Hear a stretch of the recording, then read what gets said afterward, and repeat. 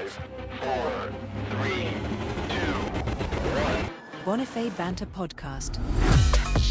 All right, guys, Joel Poland in the studio tonight, and this is one person that I've been wanting to get in here. You actually live right down the street now. This comes out Thursday of Masters. So, Joe Poland, good luck to future you in Masters. Oh, well, thank you very much. Future me appreciates it. Glad you came by, man. We also got Erik Ruck in the studio sitting next to him to help the banter along. How you doing, Rucky? I'm doing good. Thanks for having me back, Peebs. Yeah, long time no see. Me and Ruck just got back from the Ronix shoot out in Arizona, followed by a little Gary shoot, and y'all were actually shooting just before that for the radar stuff. Mm-hmm.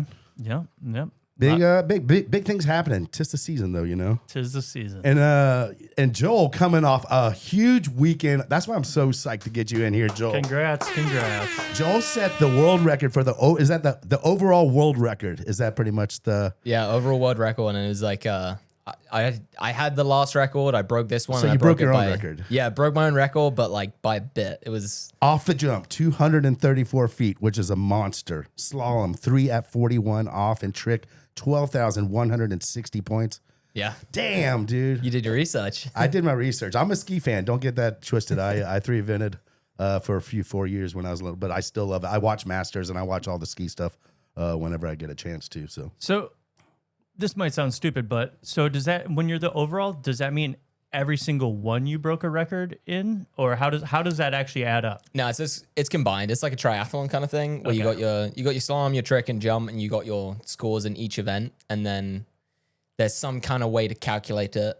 I don't really know how we figure that out. The judges do that part, but they like calculate everything, and then it's basically like the most you could get is like 3,000 points. It almost seems like it should be judged like how close you were to the world record, and maybe that's like where you. Yeah. So if you were to get 3,000 points, then that would basically be that you broke the world record in slalom, trick, and jump. Okay. So you technically couldn't get more than 3,000. If you did, I got you. It would change the events. But yeah, it's based off like the individual records. So we're competing against like the individual guys, and then they figure out a calculation for each event. So if you broke the world record in all three of them, that would be $3,000. Yeah, it'd be 3,000 points. And that's like, I mean, thank you for coming out. God bless you. Good night. You hang it up after that, right? Yeah, 100%. That'll be retirement. Damn, that's crazy. Which one of those out of those three were the hardest to get for you think? So it was tricky. Like the jump took a lot. Like in the first round, I had like what I thought was a pretty good jump set, and I went like 225 feet, and I kind of felt like I'd maxed out how far I could go that day. And I came in feeling really good, and then the score came up on the scoreboard. It was 225, and I was like, shit, I don't know how I can go further than that. Like that kind of felt like the limit. I got everything out of it. So then the next round, I just went like way harder. Bring it on down on the six. Exactly. Like brought it down a little bit, got my balls out of touch, and just like, yeah, committed a little more, risked a little more, and yeah, got the reward for it. That's a sweet. monster jump. 234. What's your record? 237. 237. So you're this far off. Yeah, a few of feet the off, greatest. like trying to get that. I want to go 240. That's the goal. I feel like that's every jumper's dream is like, obviously you want to break a world record. I think that's like 253. Who's in the It's 240 huge. club? I think it's just like Freddie Freddie and Dottie? Dodd, and I don't know if Jarrett made it or not. He must have been real close, but I know Freddie and Dodd, and other than that, I'm not too sure. On the in the contest, on the one that you hit 234, 235, was that one that like when you locked and got the pop, you're like, shit, yeah, this is the one. Oh, I had no idea. No, No, I don't know, like, cause like I don't know. I feel like for certain situations, like double ups in contests and stuff, like when you connect, like sometimes like you Like off the top. you're like, this is the one, and there's like no way you can fuck it up. You know what I mean? Yep. So it's Unless like, you think about landing it too much. Exactly. But I was just wondering, like, if like right off the top, like you're like, yep, this is the one. No, like coming into the turn, I feel like you have a moment where you know if it's going to be a good jump or not, or a bad jump based off your timing and your speed and your setup, like where the ramp is compared to you. And at that point, I'm like, I have a good shot, but I actually lost a little bit through the ramp. Like when I came off the top, I kind of like missed a little bit of kick, and I just wasn't sure if that like, you know, to go that far, you normally have to nail everything perfect. Right. So you thought it was impossible to go that far and even mess up at all. Yeah, and I didn't mess up by any means. I just didn't get. But you left a little. everything. You said you left a little bit on the table. Yeah, Like, left a little bit on the table, which you know, and you still maybe went 10 feet further. Yeah. Yeah, you can't really say you messed up when you went 234. Yeah, Let's no, just it was say not you a left mess some up. on the table. Damn, man, that's crazy. So that was jump. Yep. And then what was the rundown on the trick? Trick, I mean, we had a trick tournament the weekend before. I literally just had to like go stand up my trick runs. In the first round, I messed up my first pass, so it was not going to be a record round. So it was pretty much like trick being the second event. It's like not a crazy amount of pressure. Like at that point, you know, you got to go up, stand up your trick run. It's only going to be as many points as you can do kind of thing. So it's just like kind of do what you normally do. So yeah, trick was kind of relaxed. It was a sweet run. Like everything was super clean and credit. So I got everything scored, which was easy. But yeah, trick was almost like, I don't know. I felt more relaxed for trick than I did slalom and jump. Yeah, slalom was tense. Yeah. Yeah. Would you say trick's your strong suit out of the three? It's the one that's messed me up the most. I've lost the most tournaments in overall because of trick. But it's normally the one I'm the most consistent at. Like I normally trick pretty much 12 160. That seems to be my score. Sometimes I'm like 400 points down. Sometimes I'm 300 up. That's your common score, kind of like is 20. Well, yeah, that's how much 12. my run is. So it's like I either do that run, which is it's essentially my easy run, and I do that run pretty much every tournament, and then I have a hard run for the final. And I don't make that one a whole lot. When you're trying to beat that 12,160, Yeah.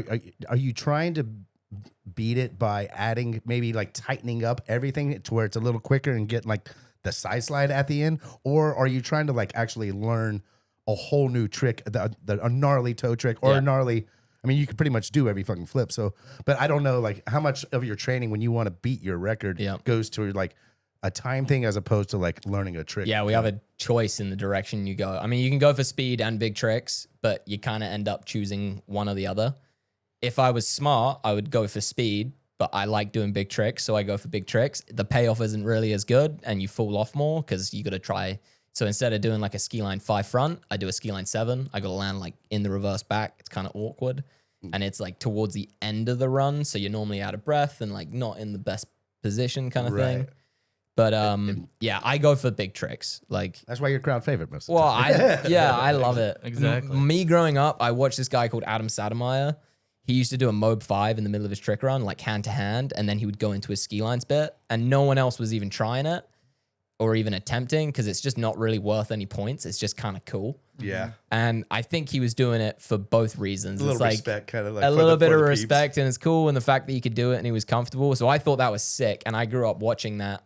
And yeah, my childhood was go do big tricks, go do, you know, bigger and bigger runs, not so much focused on speed. Like, and now if you're the fastest tricker, like you're probably the guy that's going to win. But Get through it. Tap, tap, tap. And by fastest, you just mean trick for trick. yeah, so I Set do. it up for the wakeboarders. Trickers get 2 passes. Right. They get 2 20-second passes. So as soon as their trick starts, boom, Yeah. clock starts going. Judges are giving them credit. If their ski doesn't leave the water and they're supposed to, they slide a trick around, they're taking away credit. So you're trying to do this as fast as you can, but also get credit for the tricks within 20 seconds. Yeah, 2 exactly. And like that one can be the credit and not credit can change as well. Like some weekends you do it the exact same, it's credit. The next weekend it's not credit. It kind of depends on judges. So that can change. But yeah, like basically I do 10 tricks in time and they do 11 tricks. And if you get an extra trick, it's like 300-400 points. So can you decide to throw an extra trick, or does it have to be? Do you have like an attack sheet, or like back? in the No, day like wakeboarding? you can do whatever you want. You can make it up as you go. You can do as many tricks, but you got 20 seconds. And normally my last trick is Gotcha. at like 20 and a half, 21. So I'm normally out of time. Did I hear there's a little controversy on one of the past ski tournaments to where there's a world, maybe a pending world record or something, maybe with the girls, and they were saying that it was, some of the girls say it was a fall, and then some of the girls saying it was a make. So I think she was slipping out, but as she's slipping out of this trick, she went for her next trick. So let's say you had like a mob and you had a side slide after or back to back, and you land and you know you're going down. If you act like you're So going you for the use that. back to back to skip forward to that trick to possibly get credit. Is this a thing? Yeah, is this a that's- strategy move that There's for sure like a controversy on that. I mean, I don't. What's does the it happen? deal? Does it happen often? Not super often. I mean, like it happens. I did it at Masters one year. I fell off on a trick and just held on, and I dragged and stood back up. And technically, I didn't fall because I carried on skiing. but So they they took kind that of away no, from they you. had to give it credit because there was no rule that said like I love they'll take that shit away from you if it's this. Yeah. If you don't leave the model like this, you slip it around this much, they'll take it away. But if you drag on your back and then stand up before you get Yeah, the but that first shit's stuff, cool. So I why love not, it. No, right? 100%. Yeah. I back that to the back. Zane knew something everybody else didn't know. You know what I'm saying? Zane found a glitch in the Matrix years ago.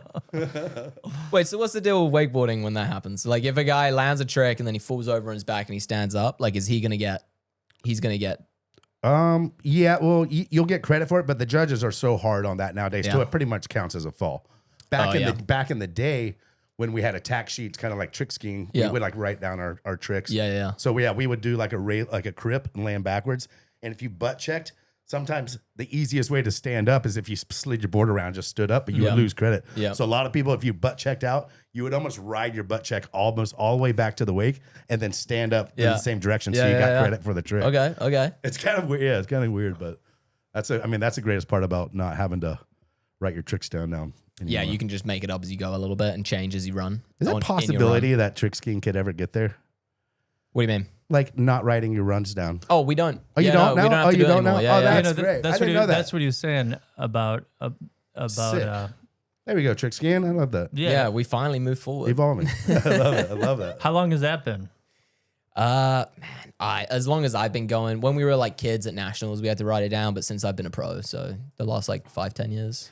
So is it just based off of like technicality of doing the trick properly, or is there? You get the same amount of score no matter what. I was Yeah. gonna say there's no no subjective- style, there's there's no no subjectiveness. subjectiveness. There's No, no. it's credit or not credit, and you either get full points or no points. And That there's, is the subjectiveness, is the Yeah. credit or no credit. and there's 3 to 5 judges, and you got to get a majority vote. So if there's 3 judges, 2 of them got to say it's credit. If you have 5 judges, 3 of them got to say it's credit. But what's kind of messed up is like you could have 3 judges say something's not credit for 3 completely different reasons. Totally fine. So, Damn. which is a bit of a controversy. Like, I don't know. If 3 judges are saying 3 different reasons, then normally it means like There's you might have just there's done it not with- one reason. Exactly. So Yeah. I feel like you need 3 of the one reason. you would hope. Yeah. But Here's another question, which I think I know the answer to, but I can't really remember. So now that you don't have to write the tricks down, is there still a list of tricks that are qualified that you can do, or can you just throw something that no one's ever seen before and have it count for something? Good question. Nah, yeah, great question, but sadly, it needs to go through a whole approval process, That's what I which thought. is such a Is pain. that a nightmare? Yeah, I had one trick; it took like 4 years. Is that the Mob 5 The body line over? over? It was a Line- front flip 540 ski line. Oh, wow. So I'd sent it in, didn't hear anything about it, kind of left it, didn't really think too much about it, and then like 2 years later, it still hadn't been approved. So then it was like a whole entire process trying to 2 get that to go. years? It took like 4 years. It's from when I invented that trick to when it got approved. It was like 4 years. What did they? I mean, what is? There's how big is the panel of people that got to watch this, and like, what are they deciding on? That takes 2 years to kind of. I have They no just idea. truly don't want to do it. Well, yeah, I think just I mean, Yeah. at that point, they're water ski fans. They got to look at this and be amazed by this stunt, like by the physical feat of this. well, you would hope, but what happened is that trick was going to be more than what a double flip would be. A double flip was 1,000 points, and that was like essentially the ceiling for the biggest trick in the world. Really? You guys screwed us. What is a double flip that is okayed for you guys? We're allowed to do a double flip. It's 1,000 points, and it's viewed as the hardest thing you Double could ever front do. flip, double back roll, double. Double backflip. No one's ever done it. So if you did a double front, you're shit out of luck. Yeah, if you did a double front flip, it'd need approval. But a double backflip, no one's ever done it. It got approved. It got given 1,000 points, and this trick was going to have to be worth more. Why would it have to be worth more than the double flip? So we had a front flip handle pass 540, which was 950 points. See, they screwed themselves. Like, they're a little. They Yeah. went a little hard on that. Well, yeah, I mean, just But I the- guess basically you're gauging it off of everything. yeah, like Why don't they just move the like double flip point value like up and just like why does it get the ceiling got to be 1,000 points? Can know? you talk to these guys for me? We're talking to them right now, but they gotta be yeah, listening. yeah. They gotta be listed. Is a front mob? Is that on the list? like a just mo a- front. Yeah, mob front. I guess that's what Yeah, it is. yeah, 800 points. Probably not the way you used to do it. Wait, Rocky. backflip version? Or are you talking about front flip? No, I'm talking about straight up either heel side Like or Scott toes- Byerly yeah. front flip. Like a front mob. Yeah. Okay, Front wait. flip 360. Like a Yeah, slim front flip chance, 360. slim Nah. chance or a fat chance. Nah, so we got a front flip back to back, front flip 180, and a front flip 540. It's easier, I guess, to come in backwards and spin than to come in forwards because you kind of like load it up when you're backwards, and like hillside cut, and yeah. But yeah, no one does the front to front. No one's doing front to front flips. I did one of those, a handful of those off of a mini double ups back in the day on a trick ski. And actually, I remember Dano or someone showed a video of it to Russell Gay, and Russell Gay wanted me to submit it. I'm just like, at that point, I couldn't give two shits. Rucky, but we're going to give two shits again, dude. it's We're not too finding late. this footage. We're going to submit it. Dude, Rucky, you need Dano to might have it. you need to get a trick in there. It might take a few 4 or 5 years. It but was off a mini dub. It was an unweighted boat, but it was a mini dub. It would need a name. What would I we think call they're it? going. I think they're going to see it off the double up and be like, absolutely not. Oh, of course. Yeah, 100%. But I just was wondering if anyone does it because I've never seen anybody actually do it in a pass or anything. No, I mean when it comes to flips, people don't like doing Because more than you do 180s. a crow 5. Yeah, and like What's that called in trick skiing terms? jack 5. Yeah. So yeah, half jack, and then when you do the 5, it's a jack 5. Yeah. But yeah. Full jack, half jack, quarter jack. Yeah, now we just got the half What's jack. the jack? What's the and jack? 5. What's the jack reference in that? I have no idea. Oh, a guy called Kevin Jack. Yeah. There you go. Yeah, he invented the trick, and we had one before, the half cab, which is like the backwards one, or like the back flip. That's same in wakeboarding. Okay, same thing. And then he did the front flip 181, and he was called Jack. So Damn, I thought it was Jack Travers. no, What's your training regiment look like? Because I mean, we were just talking about you moving out to Claremont. Pace is a little slow, but you said the scores are a little bit better yeah, I mean, right now. it's- Like kind of like how? Yeah, walk us through like your training kind of. So all right, well, we wake up at like 5:30, and then at the lake by like 6:45. Start skiing at like 7:15. Normally I start with slalom. A few other people will go. Then I go for a trick like maybe around like 8:30. And then normally between trick and jump, I take a bit of a break. Like I'm out at Matt Reading ski school quite a lot. So I'm just kind of either talking to someone or like cutting grass or trying to stay busy for like an hour and a half and not overthink it. 8:30, you're already slalomed and tricked. Oh yeah, I get after it. Well, he's running a ski school, so like at 10 o'clock, everyone shows up. And Right. if you're not ready to do your third set by like 10:30, 11, then you're there till like 3 o'clock. Like it packs up. Who's your whole squad that you're skiing with at Reenies? We got a cool little crew right now. So we got Shout out, Matt Reed. Yeah, shout out Matt. So we got Matt obviously, and then his daughter Paige. She skis pretty much most days. I'd say she's one of my main training partners. And then we got a girl called Hannah Stopnicki, a young girl. She's a tricker. Yep. And she does a little bit of slalom, but yeah, she's around quite a bit. And Matt's wife, Whitney, she's pregnant right now, so she's not been around as much, but she'll pop out. But we get his son coming out, Zane. He's awesome. He's gonna be. How old is he? He's like 5 or 6, and I think I saw that little ski he made for him. And oh stuff. yeah, he's got his own little ski, like cut off at the tail and everything. But he's such a sick kid, man. He's like, and he's so switched on. Like I'd just swear that engaged, huh? he dude. like his brain just works on a different level. You've met him, you know. I mean, I've shot him a handful of times, and like watching him understand rope tension and how to edge through the wake and how to correct himself if he's off at the age he's at is honestly mind-blowing, peeps. It's like you see him processing and you see him adapting to the situation. Like I was just filming, I shot a whole piece on him all like at 120 frames, and I was just like watching like just like his movements and like his. And he's 5? No, he's younger. Is he 5 already? Yeah, he's Damn, five, that's crazy. 5 or 6. I think he Yeah. might be 6 in August. It's honestly That's wild. insane. Yeah. I want to see this. But man, when he was a baby, Matt used to hold him on his hand and balance him like this, Hell like yeah. for like every day for 20, 30 minutes kind of thing. And like this kid's been in gymnastics. They've had him skiing since he was a young kid, and they talk to him like he's an adult. So he responds Like like an he's used to being coached essentially. Like he's used to being talked to like an adult. And yeah, that kid's switched on. Damn, he's going to be a weapon, huh? Serious Oh yeah, weapon. he's my retirement plan. Start wakeboarding. I'm just joking. I'm just joking. I actually Matt. always I'm say, just I always joking, say Matt. that to Rini at the shoot I'm when he's joking, tricking. man. Whitney. He'd figure it out. That kid's a freak on a trampoline already. He's throwing Really? flips, flip 180s. He's trying to figure out the 360. He's getting good. Imagine if Joel just started wakeboarding, dude. Dude, I've every year. I actually stopped asking him, but back in the day, I always be like, dude, you got to get out there with Ty and Mossy. Dude, you know why? Let's not hurt him either, though, dude. You know why I like don't, or for the longest time, I always thought, you know, when I'm done with skiing, maybe I could try wakeboard and see where I get to. Or maybe I could take a year off and like, I could have a go. Like, I think I could get competitive. Well, Freddie you know? did it. Russell did it. A lot of the three eventers kind of like did it. Yeah, They so kinda, we've like, seen took him a little do it. stab at it back in the day. You know what made me just go, there's no way I could do this?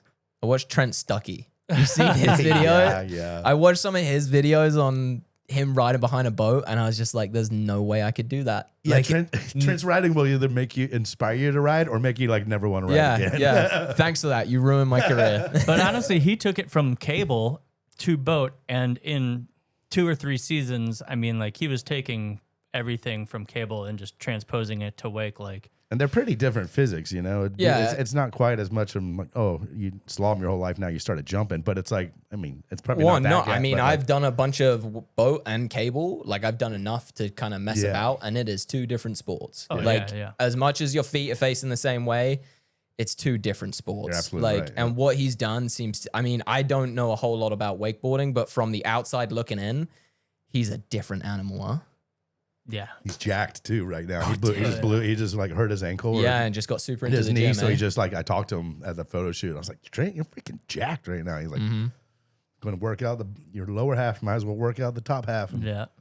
But Good on him. you know what's kind of similar? Like going from, I from an outward perspective, I see a similarity that you and him might have advantages on people is that the one thing that Trent uses to his advantage that most people have no understanding like he does is the understanding of how to use rope tension to your advantage in like the way he hits double ups and the way he falls out of things and uses his air awareness with the rope tension.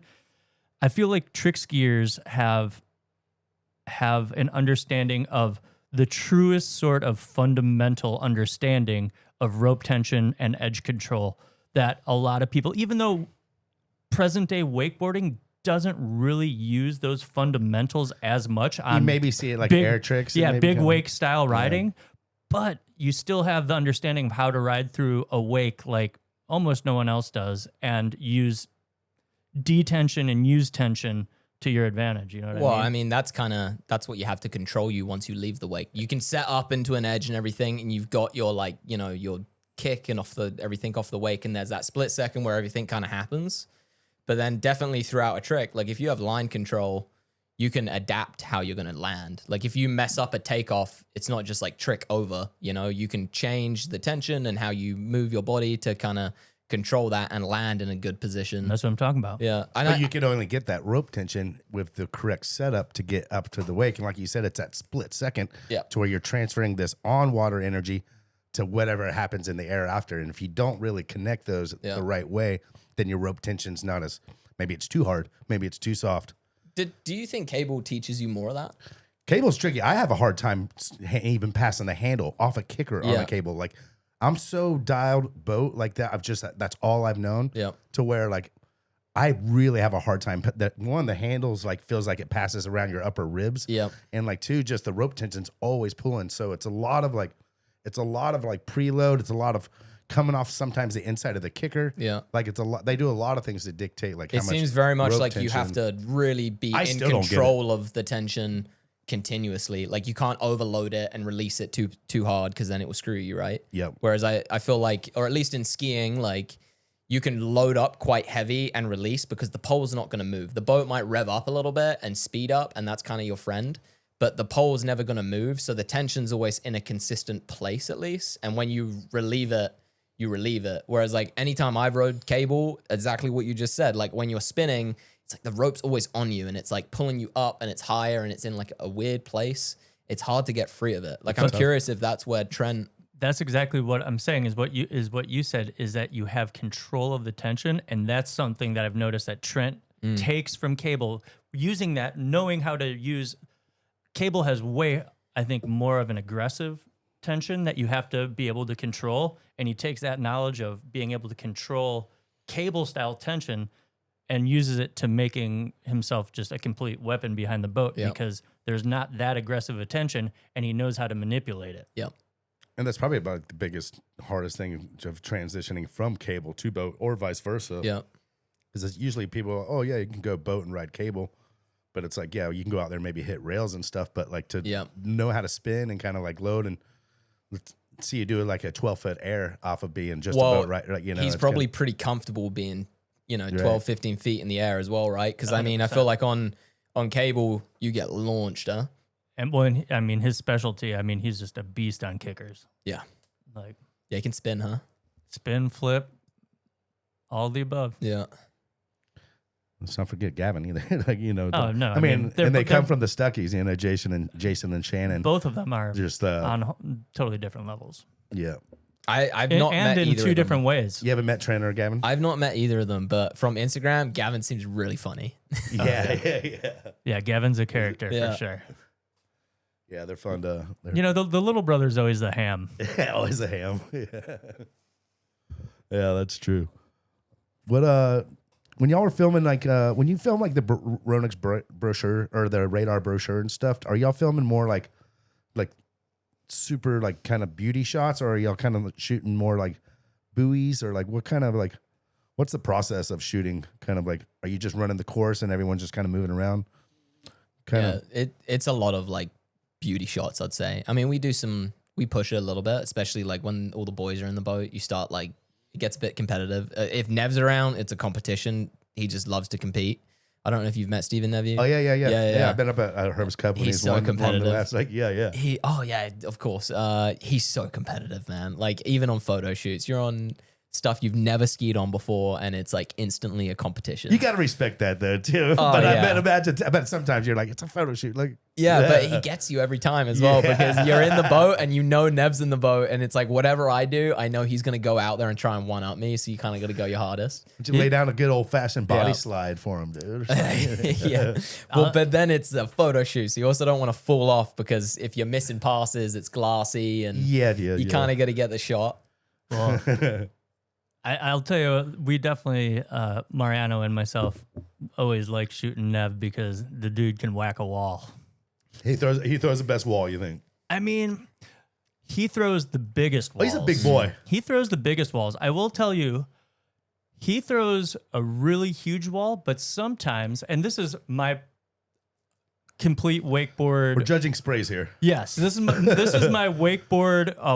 Looking at water, being obsessed with waves and freshwater barrels and all things water. Droplets. My perspective is that he'll whack the hardest, biggest wall, but Joel, J-Mac, and I would say Cole. I feel like you guys like whack like very like symmetrical, like very evenly filled out, like the light catches them like more beautifully throughout the span. We're getting deep here. Well, this is the shit I'm looking at through the lens. This is what I'm looking at. Right. I'm sitting there looking through. I'm lining up a ball. I'll like line up, like looking from like 2 to 3 or something like that, or like from come in on 1, have them hit 2. And then have them end on 3, so I'm like right there with the wall getting whacked in my face. You know what I mean?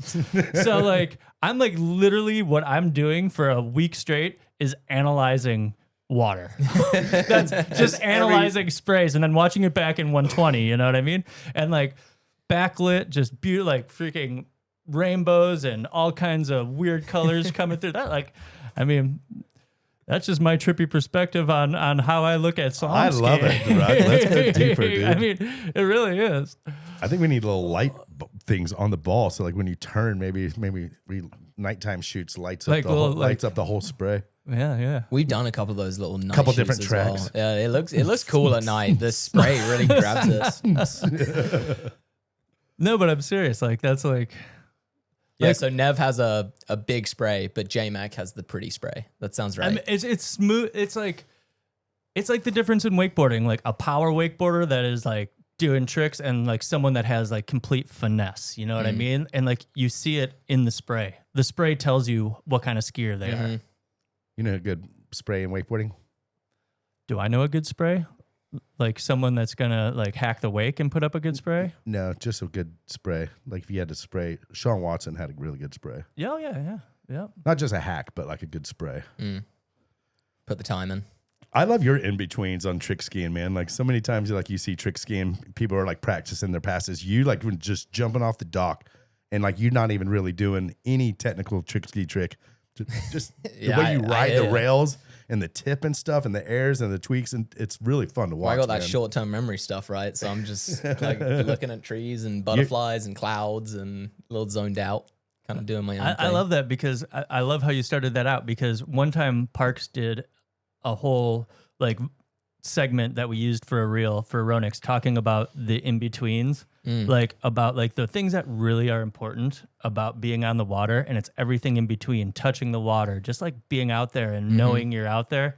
And I feel like in water skiing, like from a visual standpoint, you might be the only person that is making a conscious, like you see that happening. Is that something that's ever even like when you're in the boat with the boys and like you said, Neview's getting, you know, getting everyone fired up and it's getting competitive. Are the in-betweens something that is ever talked about in a conversation in water skiing? Not massively, like definitely not in slalom. Like in slalom, I think all the You're slalom up, skiers turn are around, just yeah. like, they're locked in on going around sick boys every time.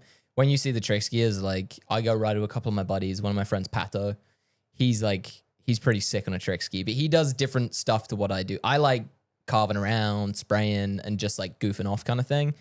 Is that Trick God? Yeah. Wait, sorry, yeah? Is that Trick God? Trick God? Is that his name on Insta? Oh, no, I don't know who does. Yeah. Oh, that- wait, no, that's Alexei. Oh, Yeah. No, this is Pato Font. Pato Font, which like awesome trick skier. He Yeah, kind of yeah. like changed the sport. He was the first one to start going quick. But the way he like messes around on a trick ski, it's so professional and so good. But it is from that same by the place. book. Yeah. Well, yeah, like he spins super clean, but he'll spin inverted. Like he's freestyling and playing and bringing his own twist to it in a very different way. But it is for a pure love of the sport and like love of being on a trick ski. So it's like And- yours, but just in a kind of a different way. Yeah, like his own unique style to it. Like he's not trying to copy. You're taking really big whips, really using Yeah. big pendulum, kind of getting on. I mean, with trick skiing, you really don't get out of this kind of like. Yeah, normally no 12 one goes degrees outside the outside. Yeah, whitewash, yeah, right? right. Like everyone stays tight. No, I mean, you got all that space. You might as well use it. That's where it's glassy. I like being in the glass. I think you need to do like a 200-foot rope on a glassy day and just That's what I'm Big talking old and about. just whip. and just ride that nose the whole time. I'm talking about for like a minute, just a minute. And long. How long are Instagram reels? Minute and a half. Minute and a half. 1 minute and a half whip. I mean, man, the lake out there's big enough for it. We can do it, dude. That's what I'm saying. I'm psyched you're right down the street because you got a Mastercraft Pro Star, dude. Yeah, and yeah. like only having wakeboard boats around here. I miss having a ski boat. Peeps, you need to sometimes, put them dude. on a couple whips, man. Dude, me and Jolie Polly getting after it, dude. We're going to be shooting some canals and Man, shit you around here. gotta teach me to barefoot. You've I've done never it. learned to barefoot? Oh, man, I've done it a few times, but it's been off like a step off ski or something. I've never figured out how to start from the water, and like I'm just riding along, trying not to die, hoping I don't catch a toe. Yeah, kind of thing. we're gonna run this I by gotta- Mastercraft I and gotta get a comfortable radar doing it. first Yeah. before I go If we hurt beat their me up. pony, dude. That's crazy. You never really, yeah. So you tried it, but never really. No, my dad was into it. Yeah, He used to yeah. barefoot a bunch. But yeah, I just like, I don't know, I'm always around a ski lake. I've done it a few times. Like once a year, I feel like I end up getting a shot. But I want to put some time Barefooting in. has like two stages. There's like the learning stage where it's chaotic, Yeah. sprays in your face, and you're like, I'm fucking doing it, and I just did it, Yeah. and you easily eat shit. Yeah. But eventually you get good enough to where you can go faster. The water, Yeah. you're not threatened by like going faster. Yeah. And the faster you go, the harder water it is, and the easier it is. Yeah, so now I the wanna get spray's out that. of your face, and you can relax, and you can look around, and actually, like Ruck said, look down at the lily pads going past you at like 50, or just like ripping through lily Well, it's pads like or the shooting purest gaps and form stuff. of like It boat is. sport, right? I mean, Yeah, pretty you're much. connected. That's It's- yeah. People talk about getting grounded. Yeah. Yeah. Man, yeah. All right, so we got a couple checklists of shots that we're gonna do. That one needs to be Maybe a on the list. long line trick ski through a tunnel. Mm-hmm. Yeah. Couple good, maybe a little bonk on a little. Yeah, I'm little through aluminum on the a side. tunnel. Have you barefooted through that tunnel Yeah. yet? You Yeah. have, right? I Yeah. think I saw that video.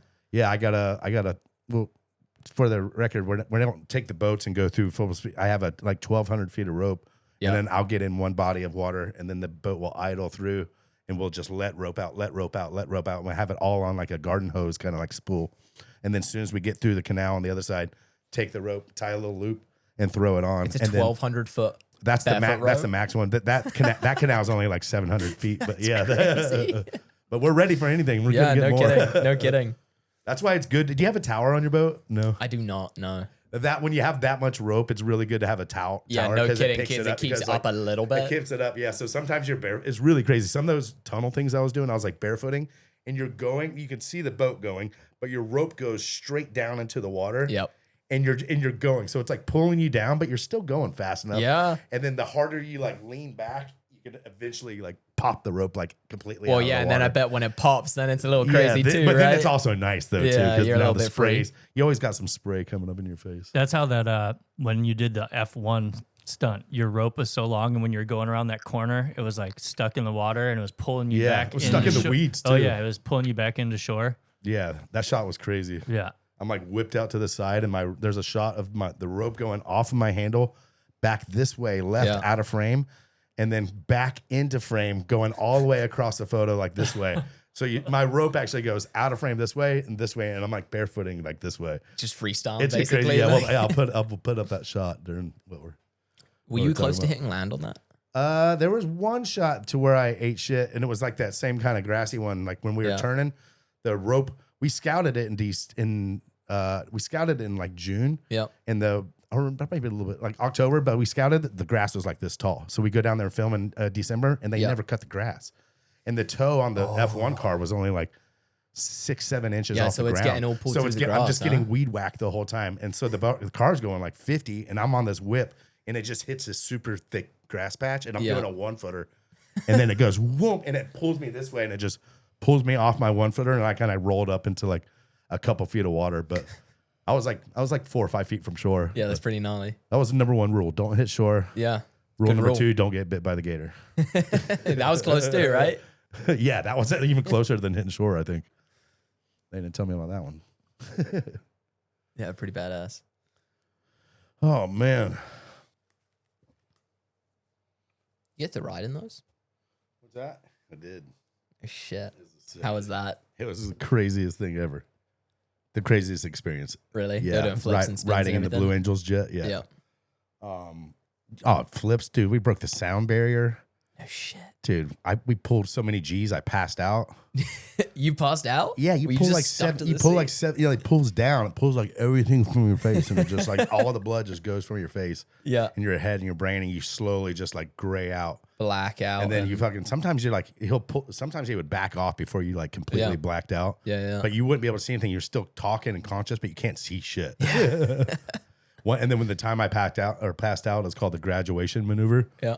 And you pull 7 in. He goes like 500 miles an hour and pulls the 360 around the horizon line on its side, and at 7.5 G's for 20 seconds. And he goes, no one ever graduates. Yeah, I bet. And so I get like, they teach you this kick breathing where you're supposed to like flex your legs, flex your calves, your quads, your butt, and your Yeah. stomach muscles. Like To when you try and breathe. get some blood Well, back up. It locks your blood vessels up in Yeah. the lower half of your body. So it keeps as the G's are pulling, it won't let the blood go Rush all the way down. Yeah. So they teach you this breathing. You're like kick, kick, kick, kick, as you're like inhaling. So you're constantly flexing your like Yeah. diaphragm and your stomach Yeah. and stuff. And like I went like kick, kick, kick, kick, kick. Power down. Whoa, that was crazy. I didn't even know I passed out until I watched the video back. Yeah. It's like getting knocked out, having a dream, and then not knowing you got like choked out or knocked out or something. Like, Yeah. You ever been knocked out skiing? Oh, yeah. I had a really good crash jumping. Jumping? Yeah, it was like 3 years ago. I went out the back and like I'd been going pretty hard and I'd had a few that had been close, but I hadn't really had any bad crashes at that point. And I was kind of feeling a bit too invincible maybe.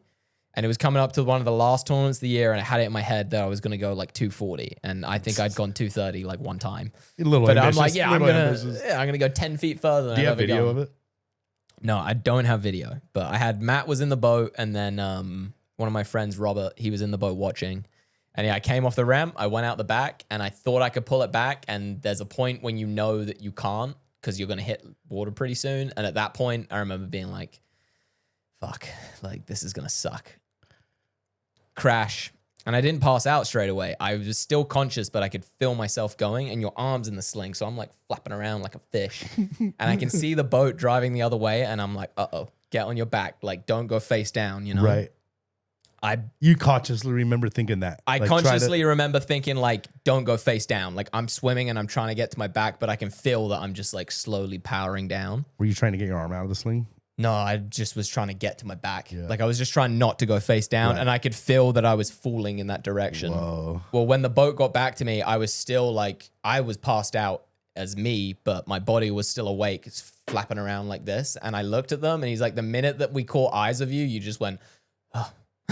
Wow. Passed out. They didn't know what to do. So it took you like 20 seconds, like 15 seconds to probably pass out or so. Oh, yeah. It was like 20 or 30 seconds. And then I was out for a couple minutes. And when I woke up, they were both in the lake. Matt's in the lake fully clothed. My friend Robert's in the lake fully clothed. And they're holding me. And it was actually very peaceful. I woke up feeling like At Matt's? Yep. I woke up feeling pretty bliss. And honestly, it almost gave me more confidence because I was like, it's nice to know that if I crashed, they would both get in the lake to save me. Yeah, dude. So...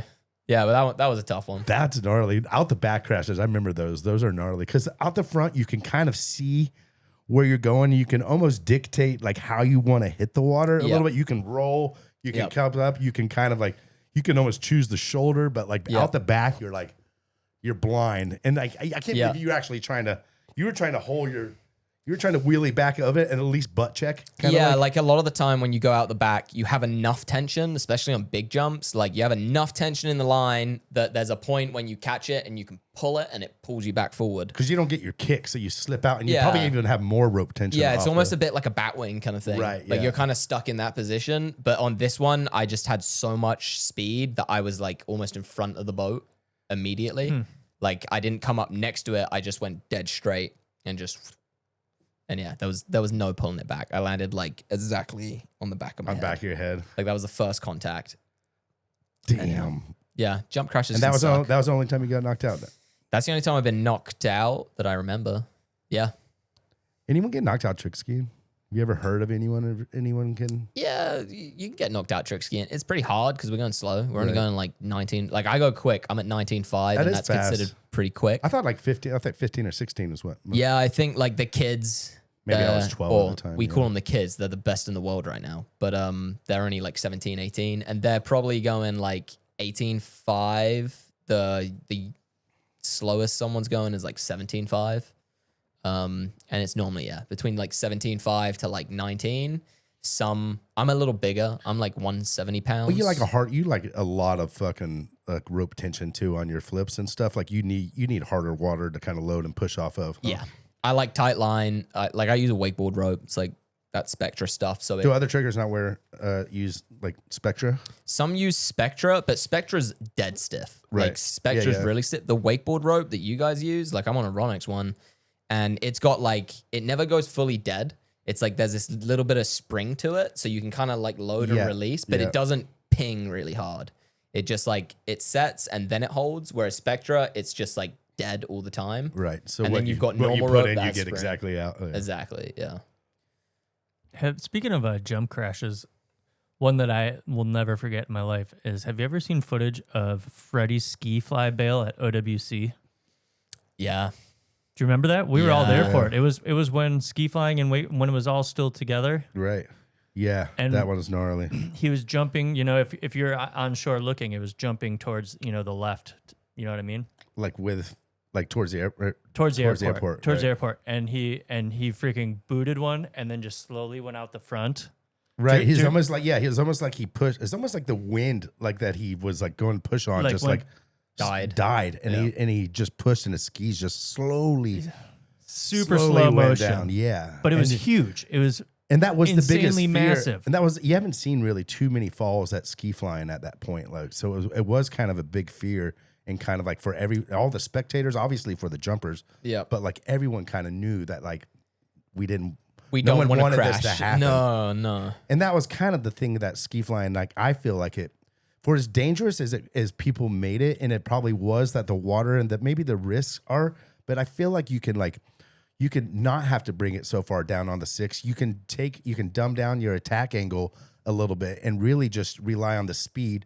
the different kicker, the longer rope length, whatever, all the other variables, and just lean into those and not feel you have to go corner to corner, trusting a cow catcher just to fucking break the record. You know? I talked to Freddie about this quite a bit because I really want to try ski fly, but I'm also a bit like, you know, it's really easy to say that from the seat I'm in, being out there behind the boat that's going 10 miles an hour faster and you got a way longer rope, different place to be. So I'm curious.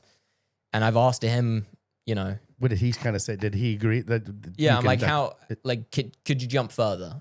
He's like 100%. Like he didn't even scratch the limit of what's humanly possible. He scratched the limit of what he was comfortable doing and said it is very sketchy. Well, he had a goal in mind, you know. It was like, he had a goal. Jarrett Llewellyn jumped 299 at OWC, you know, at the Big Air like World Championships, and then and that was the end of ski flying. Like nothing really. Freddie kind of, I think it may have been a little bit because of Freddie's crash. You know, because he got pretty rocked on that one. Was but like for some reason it just kind of stopped after that, and that was one thing that I was just like, man, how can we get so close to 300 and not break it? Just stop. And then and then 20 years. And then we like pitched it in Mastercraft, and then that's when we did the double. And then Freddie was like, that was his goal in mind, you know, to revisit all these variables and then to crack 300. Yeah, and he blew it off the. And well, you know, in the build up to that, he had taken a crash on his countercut. So on a countercut? On the countercut, he sucked a tip. I've always worried about that. Yeah, no, he said it was brutal and it like messed him up kind of good. His ankle was like blown up like a balloon. He was icing it. So that jump that he bailed on was after he was in that same round? Or at home is where he ate. At home. Okay, I didn't know if it was in the contest. This is at home. This is at the time that happened, that was in 1999. And then he went for the record again and went, 2018, 2019? Yeah, I think something around somewhere around there. Yeah. And then he was the first guy to break 300 foot. He went like 314 feet or 316 feet. Wow. Yeah, 315 feet. I think, or maybe was it 312? It was either way. It was a lot. Like he broke it by a fair bit. It was 299 for 15 years, and then he goes out, breaks it. But yeah, in the build up to that, he took a digger on his countercut and it messed him up. And I always watch y'all cutting out of those countercuts, and y'all always lift up that ski. Yeah. And it seems like everyone always fucks with that tip, like bringing it down. Oh, it's the worst. Is it to keep the wind pressure off the tip? Maybe just keep your speed? Well, we're so over the balls of our feet. Like you want to be like all over the front of those skis are so big. Right. You don't even want to think about hills. Yeah, you can push so hard over the ball of your foot and the ski's going to keep running. It feels better. So you're all over the ball of your foot, and then of course, you know, the other foot, you're on the ball of that one, and if it gets lifted, it puts you back. Can you imagine catching a one ski tip going? I mean, he's probably going 65, cutting as hard as human. Yeah, he's like out the full side 60 probably. Yeah, like closer to 70. 70, yeah. Well, for normal jump, when we come off the ramp and we're going like 230 to 240, we're going 72, close to 70 miles an hour, if not faster, depending on your speed and kick and everything. So, and that's for ski fly, which they're going like 10 miles an hour faster. Is that how much faster they went? I remember the engine of that Mastercraft boat just oh man. I talked to Freddie about what it was like, you know, doing it. And he just was like, if you ever get the chance, don't get in the boat. You'll hate it. It's like the worst thing you can do because the boat is so loud that it just intimidates the heck out of you. Yeah, it just humbles you a little bit. Yeah, he said like anyone who came over to try the boat back when they were doing ski fly originally, like back in the 90s, he's like, you got to jump behind the boat before you get in the boat. Because if you get in the boat, you're not going to want to jump behind Changes it. your whole perspective. I mean, because we're all raised here in like a certain type of roar at 36 miles an hour. Or giving and gas this is like, just beyond anything you've ever heard. Right, Like, you got to be like, shit. Yeah. Is that something that you think that you'll try to possibly tackle one day? I would love to. I mean, again, it's really easy saying that from this seat and not being on the dock, having to go do it. But yeah, it's 100% a dream of mine. You probably got some bigger fish to fry before. I got a couple of things I want to tick off the list. We're getting closer though. I mean, I'm starting to tick off a couple of things, and I'm getting closer to a point where I feel like I could take a break from tournaments and kind of go more for some cooler things that I've always kind of wanted to do. I mean, tournaments are great, but I don't want to live my whole life chasing tournaments. Like, love it. Yeah. Got to live a little bit too, right? That's cool. So this 300 chase, or that would be not competing, kind of like a different type of skiing. That's not kind of like. Yeah, I mean, I kind of call it like doing things more for the soul than for the like glory kind of thing. I mean, hey, where I'm at, I'm like in the best place I could possibly be. And for the next like 3 or 4 years, like I'm pretty committed to what I'm doing and trying to just maximize everything I can do in the next 4 years. After that, we'll see what's on the cards and kind of where I'm at and if I'm satisfied with some of the tournament stuff, and then maybe kind of venture out into a different avenue. But that one, I'm still figuring out that avenue. Do you drive by like in your boat sometimes and see a little like weed, like a pocket of grass off to the side, or like an overhanging tree? Yeah. And be like, I could rip a turn right there. Yeah. Like, are your eyes open to like see, like I not love always that. look for buoys and kind of see like where some gnarly, like it'd be sick to see a tree that was so far down and like the skier had to come down and really get down low to like even fully turn barreled. around, fully barreled and like Yeah. with too high, you're like clipping branches and stuff. No, Kinda I used to go to this place in Spain. It's called Extreme Gene, and it's a dam system, and they flooded the lake. They built a new dam, flooded the lake by like 20, 30 meters overnight, basically. And all the olive trees died. Well, then as the water went down, the olive trees are all dead underwater and just like peeking up.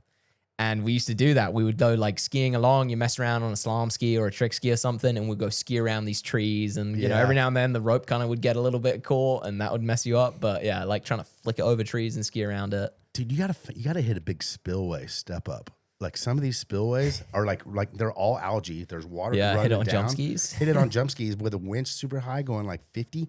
You would fly like fucking 150 I'm really feet off this thing. I'm dude. really curious about wind. Like the one in Texas, that Well, like huge the one in like, Texas. Yeah, like the one like Brad like kind of like hit. Oh yeah, like, yeah. Well, he hit a kicker before. Right. But yeah, the one in Texas, yeah. The one in Texas is just a big long up. It's probably over 100 feet long. Or the one in the up. Philippines you hit in out of the pond, or like one of the. That one had a roll to it. But you know, I mean, Yeah. yeah. Now we're talking. You're on something here. I think that's an overlooked little thing is like doing a winch with jump skis. Have a little mini ramp kind of thing, like just a 4-foot ramp, and just see what you can jump over. Yeah. Jump the boarding school You know, gap. I think I love Chad's gap. I would love to see more of that. I think, yeah, he could do it. He could probably actually Joe Pollock could Chad's gap that thing. Chad set up his gap at the project. So that was like 120 feet. Like he pretty much had a ski jump sitting on shore, rope right over the top of it, and he had to pull straight at Into it. the Like, little bay, you know, like where we set up, and then there's that bay that like that comes in. Yeah. It was from He Lake wanted 3 Lake 3 into that the bay? Yeah. exactly. Why into that bay? Well, because Well, you gotta put yourself in Chad Sharp's mind back in 2002. when Chad was on the pod, we talked about it a bunch. That's on a list of stunts that Chad built but never hit. yeah. When we were talking about ski flying, I thought I heard some little rumors. Some of the jumpers weren't like super, or people weren't super psyched on the way. Freddie kind of like went and did it on his own, which is kind of an interesting kind of take on it. That because ski flying was a thing for like OWC. It was a contest everyone could kind of do. Mm-hmm. Freddie did it on his own, set it up on his own. Was a one-man show. How can you talk shit on that? Broke the record. I'm just saying. But a lot of people are saying, like, I don't know a lot of people, but I have heard that some people were like, it was very unfair that he to break took the world record. initiative? Yeah, that he took the initiative to set it up on his own. Screw that guy. Screw that guy's ambition. Yeah, that was before I was in the pro scene or anything, so I've only heard the after stories of that, and there's only like one person I've heard complain about it who had access to a boat to go try it if he had wanted to, but he never tried it. Right. So he made a fuss and complained a bunch, but he had every opportunity to go and try it. Probably sat in that boat, heard that engine. Yeah, got in the boat, should have done it. Do you think there will ever come a day? I guarantee you Parks has given you the spiel on the slalom, the what's it called? Symmetrical course. The symmetrical course. Yeah. Which We're going to get into that. yeah, too. okay, I was hoping. I figured we would, but will the mentality? I'm really stoked to hear that trick skiing isn't attack sheets, and obviously the trick has to be known or has to be approved or whatever. But will there ever be a day where water skiing kind of breaks free of its harness a little bit? I feel like it dictates the mentality, and I feel like you have been someone. Obviously, the last couple of years you've honed in on kicking ass, which is amazing because you're changing water skiing along the way. But will there ever be a mentality change of perspective. Okay, what do you mean when you say perspective? I'm saying that slalom skiers have been going the same route through a slalom a slalom course he's saying, from like, day one. yeah. I guess he's saying, like, does this harness that he's kind of referencing, does this hinder the progression of water skiing? Like, we can admit that no attack sheets is better, right?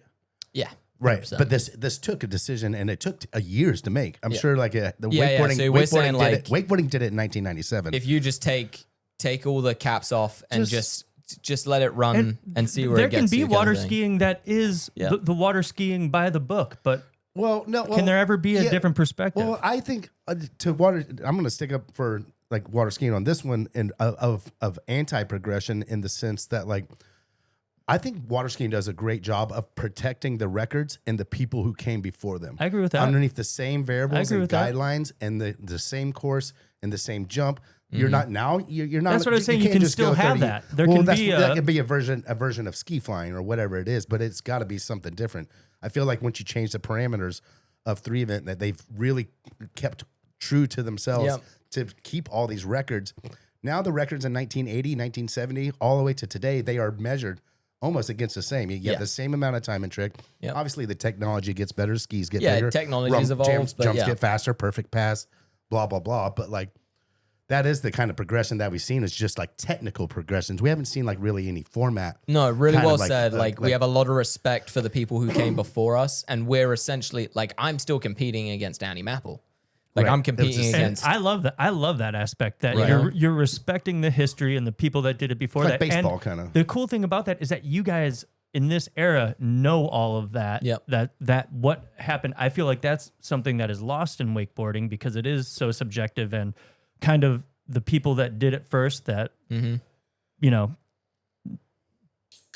made tricks up and kind of really shaped wakeboarding. I feel like today's age doesn't quite really know who all did all that stuff. You guys know the history and whatever, but I'm more or less saying I think that's great to preserve the history and to have a facet that is always going to be honest to true water skiing. But I'm saying Where is the room for progression yeah, within that? Within that, open up Yeah. a bigger world where you still have that, but you can still change your perspective. Well, that's why I think Ruck. We'll get into the symmetrical course because I think this is a Exactly. good segue. But I think this is exactly it. And I always thought that like slalom skiing should be a symmetrical course. You should have the option To go left or right? To Yeah. go left or right. Would you agree that like 80% of slalom contests are decided between 1 and 3 buoys at 41 off?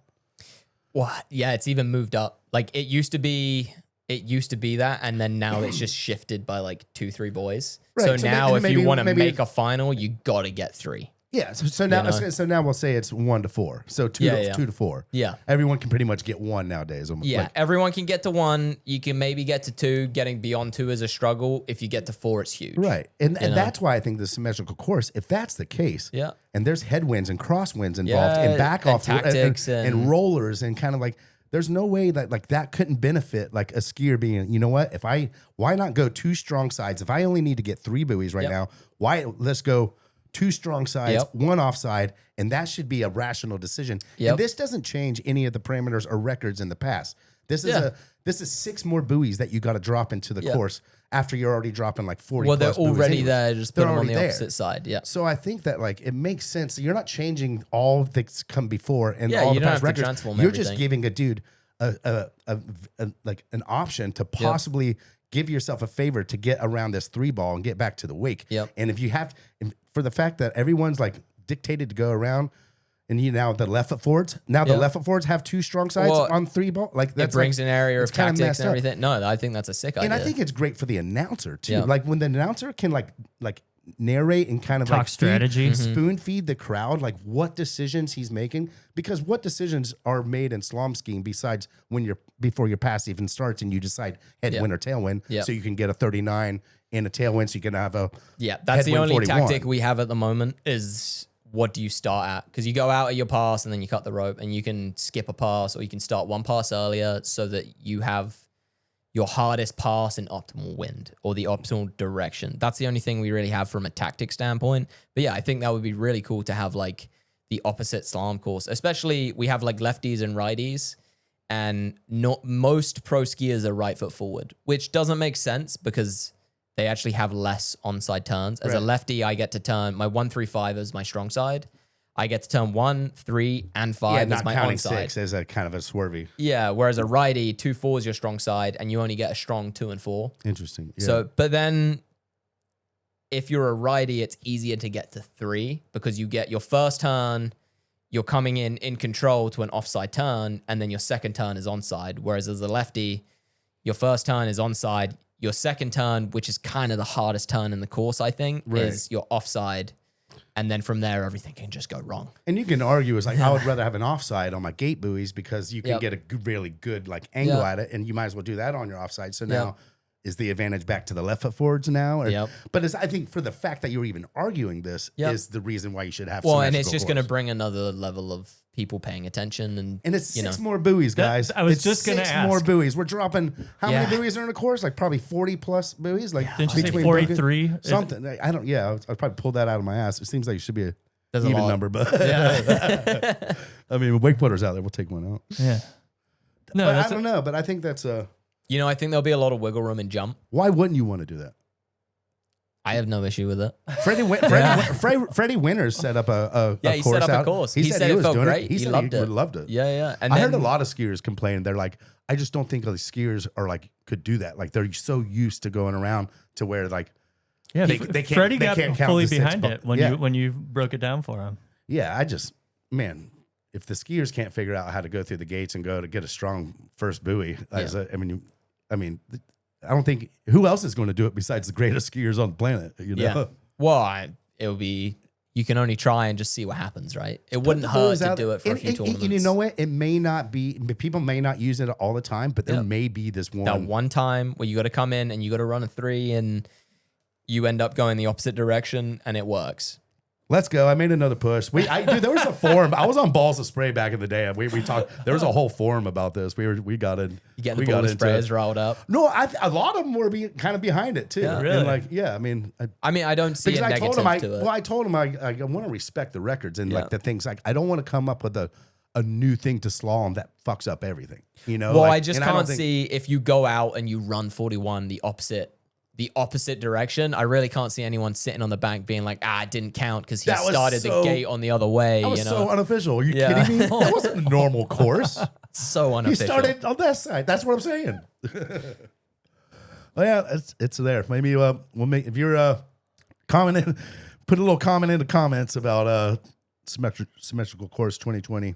Man, I imagine doing call it it with jump. 2020 because what's that? Imagine doing it with jump. You put the ramp on the other side. Western you give them a style choice. jumping, baby. Let's go, Oh, dude. man. I don't think anyone's getting behind that. I would never try it. Never, dude. I'm comfortable going left. I'm like Zoolander, man. I ain't going right. Dude, when we filmed the Jackass fucking forever stuff, Yeah. and I was wearing a rocket powered CO2, Yeah. like a liquid rocket powered CO2 backpack that like you rip this thing in it, you go for 8 seconds. This Did you have thing's to cut to the blasting right you. on that? Yeah, that get to the fuck. I'm like, yeah, tell them let's jump because that's how they asked me. They asked me how to build the jump, Yeah. the dimensions or whatever. Yeah, yeah. So they went a little bit narrower, but I told them I wanted like a 6-foot kicker, maybe a little bit bigger. Yeah. And this thing's like floating like super high. So now it's like an 8.5-foot kicker. This thing's super fucking straight.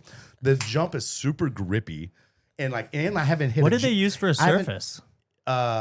They like painted it and then kind of like glassed it. Yeah.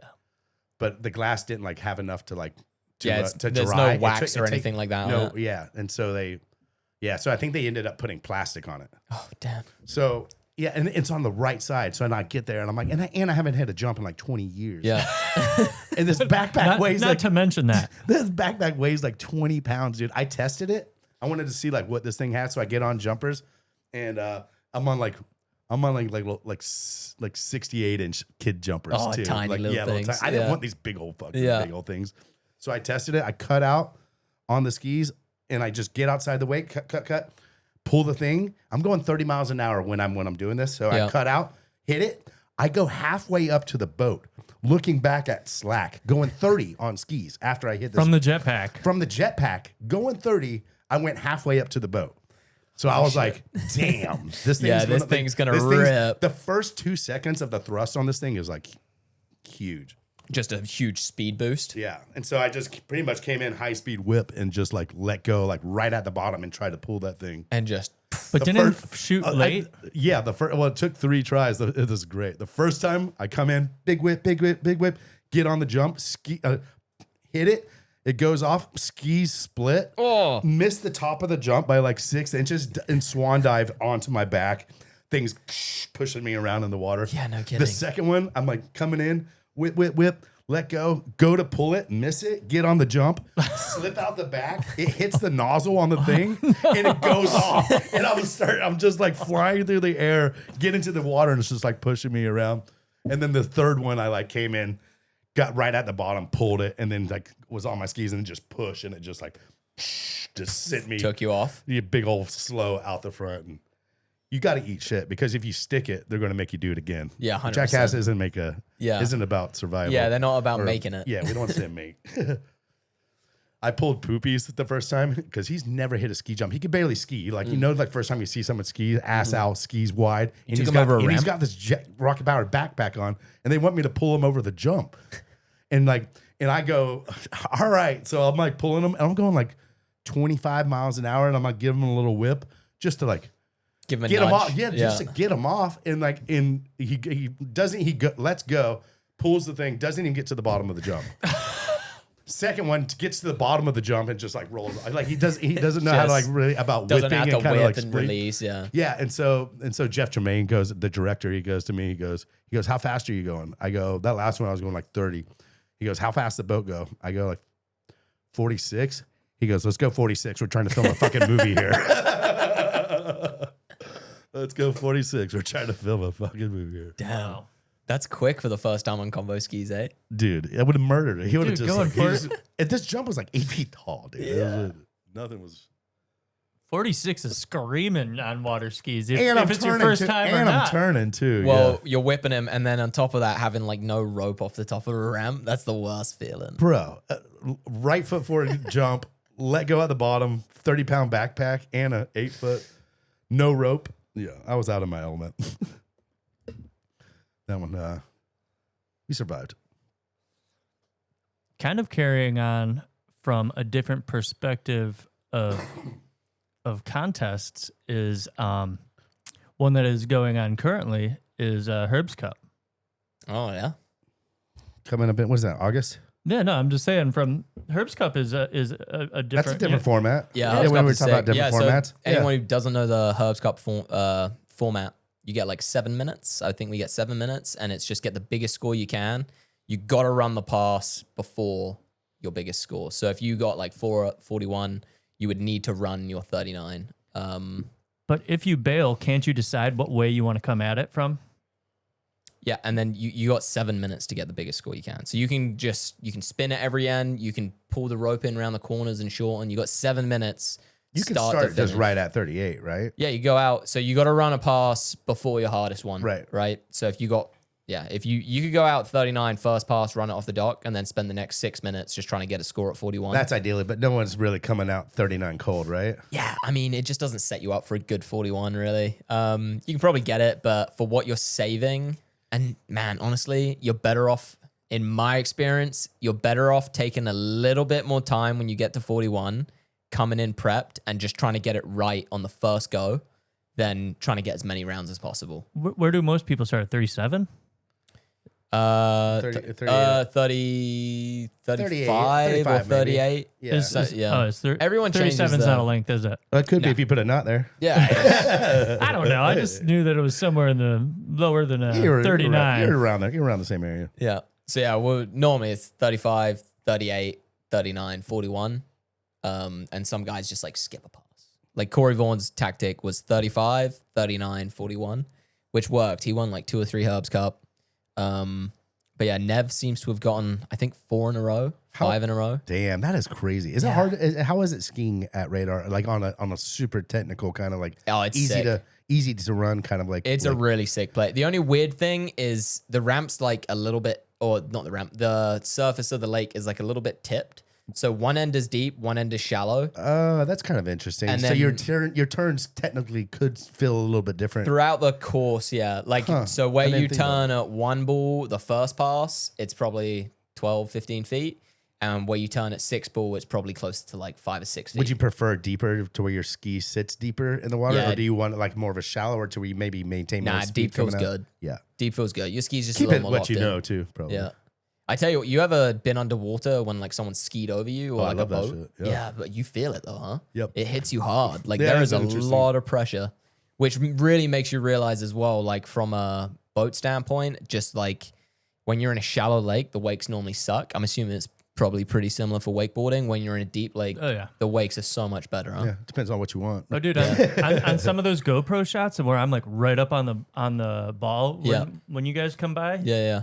Yeah, you feel it even there, huh? Oh yeah. Yeah. There's a lot of turbulence. You feel it. Yeah, that shit is just like, What's the easiest lake to ski on? Kind of like are certain like skiing? Are some water still feel faster, like the hard Yeah. water, or like Yeah, there's is some there lakes something- where it's some just... lakes is that are the buoys could possibly be a half inch in or something? Like is it? Yeah, there's a few lakes where it's just like they set it up perfect. Like they make it unbelievable and it just feels like a cheat code. Like there's one called Winter Garden Waterski. It's where like Neely Ross and Charlie Ross ski. That place, like if you go there and you don't ski good, you're the problem. Like that site's unreal. And then there's Jack Travers Water Ski School. Oh yeah, Which I've eaten shit a bunch. you know a bunch of Travers, times. yeah. That place is sick. Like especially you get a good driver in the boat and everything, like just magical water. Just It's magic. the right Something depth. about that water. Yeah, it just seems to work. That's a sketchy jump setup though, dude. I've watched was it Yeah, it's tight. Daniel McCormick? I think he tried to he was coming in, was super late, tried to pass, Yep. and he his skis just hit the bottom of the left, like he almost passed, and then Yep. the ski slipped out and he hit his head and on the jump and just went into this Spiral. flat spiral and was Yeah. just spinning, hit the water and just rolled up onto the shore. Yeah, I've heard a lot of people hit It was and land gnarly. on that. Yeah, it's it's right there. There's a road like, I don't know, 20, 30 feet offshore, and I've heard of people going across the road. Yeah. What? Yeah. Like they come in with that much speed. We had this one guy, he came off the side of the ramp and he passed, hit the ramp, didn't even touch the water, just literally went from ramp to land and just wow. out of control across the road. And That would okay, suck. and keep Yeah. in mind, you are disqualified if you decide not to pass. So everyone paints a picture like passing is a safe way, and most of the time it is. However, what we've talked about, not so safe sometimes. Maybe Patrick would have been better, or Daniel would have been better cutting to Just the inside. taking it onto but the I just side, don't think yeah. that's a rule that I think could change too. Like I know you typically don't want to teach kids to be scared and just flatten out, but they're angled fucking things anyways. Like Majority I of the don't know, like, time, it's the... it is safer. I would Passing agree. inside can be pretty scary. If you hit the side of the ramp, you mess yourself up. 'Cause Right. That thing's solid. And like I've seen kids at the ski school do it where they don't know what they're doing. They freak out. They're changing direction into I've the done it a ramp. bunch. I'd never passed. Yeah. And I think it's a good thing to be that like always make sure you pass on the left because if you pass on the right, you might just hit it. You're so committed with direction. And most of the time, there's lakes that support that kind of philosophy. Yeah. But Jack Travers, they're maybe sometimes Yeah, maybe there's it's not so critical at boys too. Yeah. But when you're going There's when you're there's going a couple 72 miles an sites hour where, at the yeah. bottom of this thing, shoreline's 18 feet away from the edge of the jump. Yeah, it gets kind of tight. It gets kind of, even still though, you're so committed to going left that to change to go right, even if you know you're hella late, if you change to go right as a pro, you got to stick to the direction you're going. If it means you end up on land, you end up on land. It's better to So go be up on it. land So and be try it. and ski than to change direction because you're so committed to the way you're going. Yeah, I changed the direction and got DQ'd a few times. Yeah, I've done it. I hit that Happens. cow catcher so many times, Yeah. split it, took out a bunch of fins. I crashed all the time. I believe you. Every nationals, I think I crashed. I think I competed in 4. That means you're going for it. Yeah, exactly. Going the for it always, got huh? to me. Yeah. I almost beat Jimmy Seamers, my best year, 1994 Nationals, boys 2, me and Joey Blakely, Jimmy Seamers. Yeah. I was leading overall at this point. Slalom and jump have already passed, one event left, Yeah. trick. That's Jimmy's strong suit. And damn it, I buckled under the pressure. Yeah, you did get to you. I buckled. Well, Jimmy was so damn good too, but I yeah, hear that. took it away. But that was my shot at it. That was Man, my shot. pressure's a funny thing. How did you find the pressure when you were pro? I don't know. I really not too bad. Yeah. I think maybe as I got older, I kind of felt it. But when I was younger, kind of coming off of the ski school, and I think Yeah. when you're just the muscle memory is just You're just doing when it. you're just locked in. Yep. And we were I feel like I was around I trained with my friends all the time. The Pointless Crew, Ruck, Danny, Shane, Watson, like chat. Like we all rode together, and then when the contest happened, we were all in the boat every day. So when the contest happened, we were all on the dock. Yep. And we were all in the rider's tent. We were all in the hotel. We were all in the car. So like competing felt like almost like home. And like and like some people, and you watch them nowadays, like guys, headphones on, foam rollers, they're in their own like zone. Yeah, we didn't do that. We weren't that. We wanted to replicate what home felt like when we were riding. So our way of going about contests was a lot more easy going. Trying to stay relaxed. And I think that's kind of like, we were prepared. Yep. And we knew it, but we didn't have to like fucking psych ourselves out. Yeah, or you didn't have to kinda go do anything extra to be ready on the moment. a couple of those. Yeah. We did. Yeah. I hear that. There's sign to that as well. Would you agree with that, Ruck? Oh yeah. There was no. We didn't isolate ourselves to get into the zone we needed to be in. We used our group energy to pump each other up. You know what I mean? Like we were all rooting each other on. The camaraderie. And the camaraderie of us all together. And there was enough of us that a few of us were all together in, the different set or the different sets or what are they called? Not sets, but categories?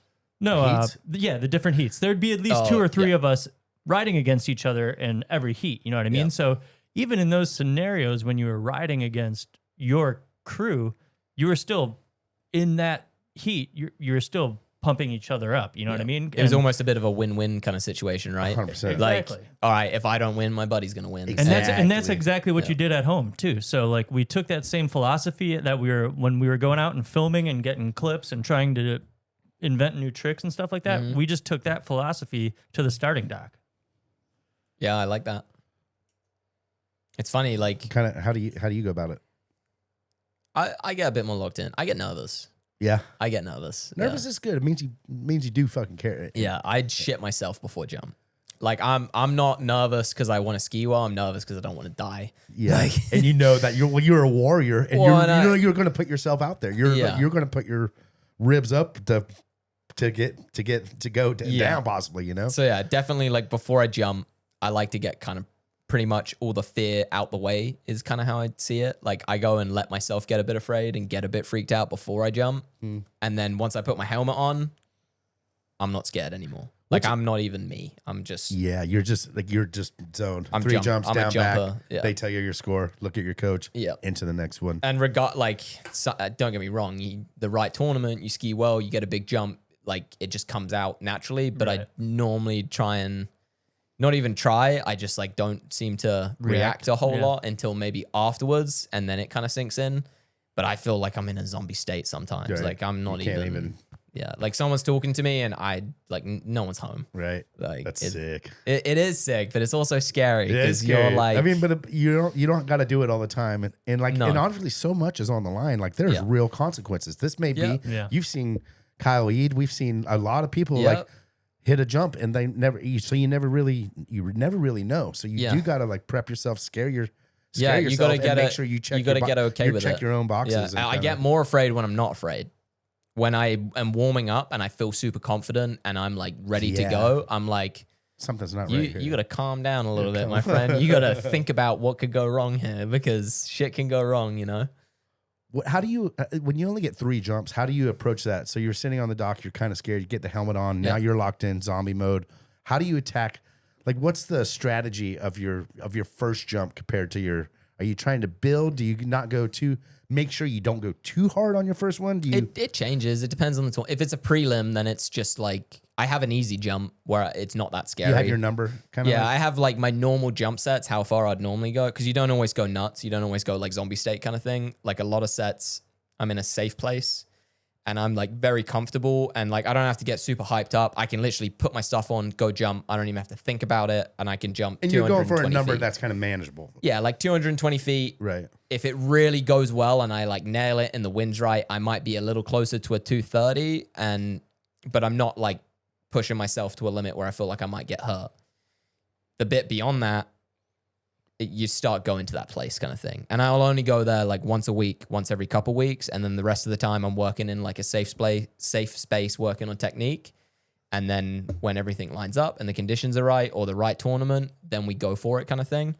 And it's like, So you don't train that. You just train that way for a little sliver sometimes to like really kind of yeah, like there's so many ways to train without putting jumping. yourself out there and like wanting to hurt your like trying to hurt yourself. Exactly. So- And it's not necessary to go and do it every day because you just need to do it when you need to do it. And I think when you chase it every day, You're just taking chances. you're just chasing risk. You're chasing something going wrong. And I think it's harder to go, okay, one time in 2 weeks, I'm going to fully go for it. And that one time I got to get it. Right. Because that's how it is in a tournament. You don't get another set if it goes wrong. Travis you know? Pastrana says, you know, it's like, I'm doing it once. yeah, you train for. Yeah.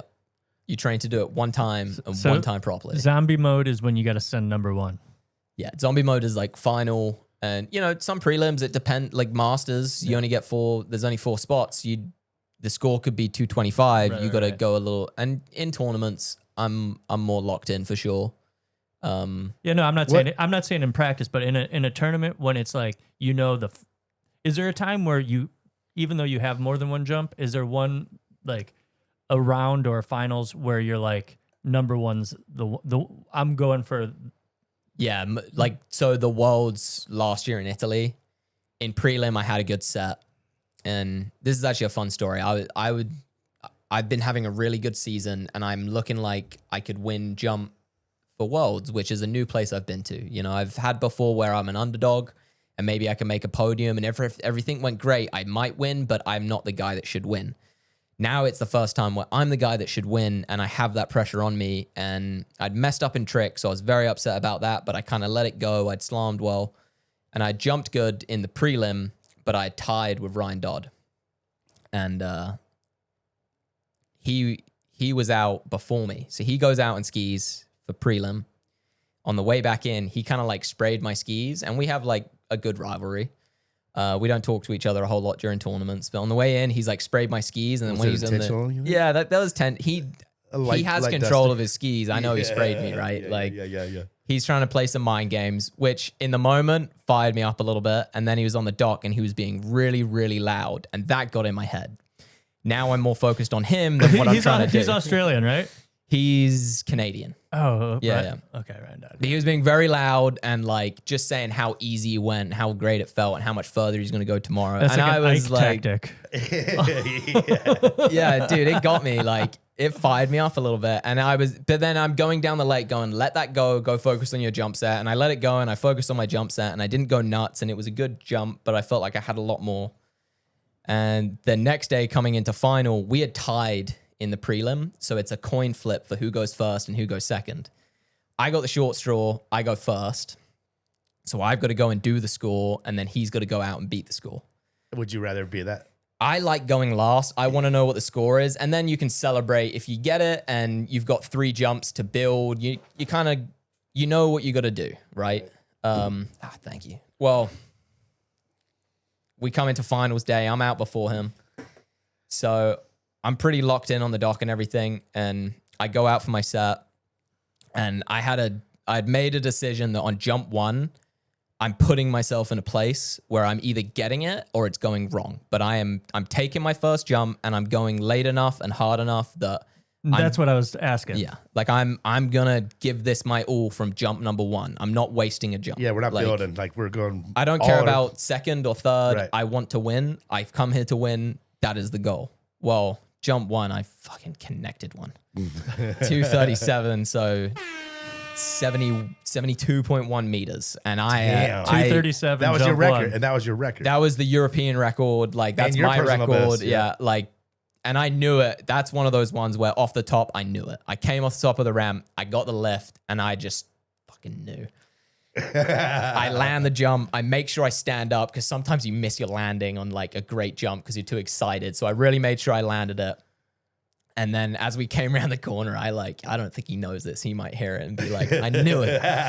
As we came around the corner, I sprayed him because he had sprayed me the day before. And then after I sprayed him, I remembered how loud he had been on the dock. So I was Right. like, all right, screw you. Let's So I get started jolly getting loud. as loud as I could.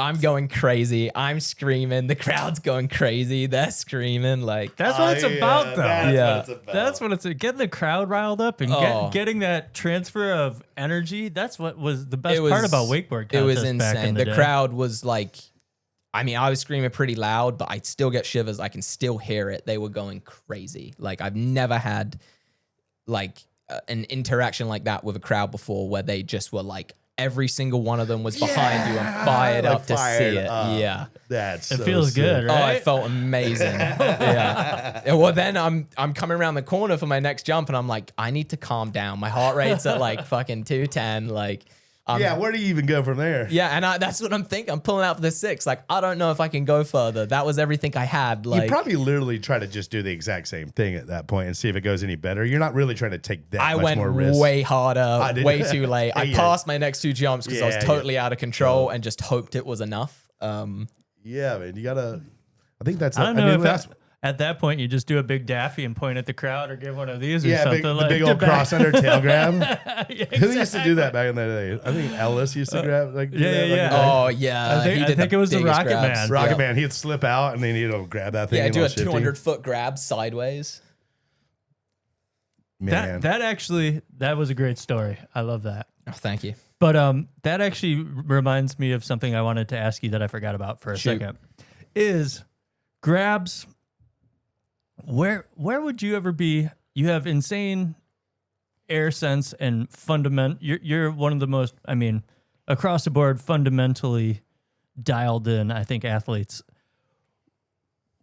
I feel like there's kind of a resurgence from show skiing in freestyle jumping with like Ethan Scholda's doing that. He's so sick. That Mob rewind, and then Yeah. like the whole Gangsters of Flight doing like when they set those 3 jumps in a row and they did, like that's just cool to see.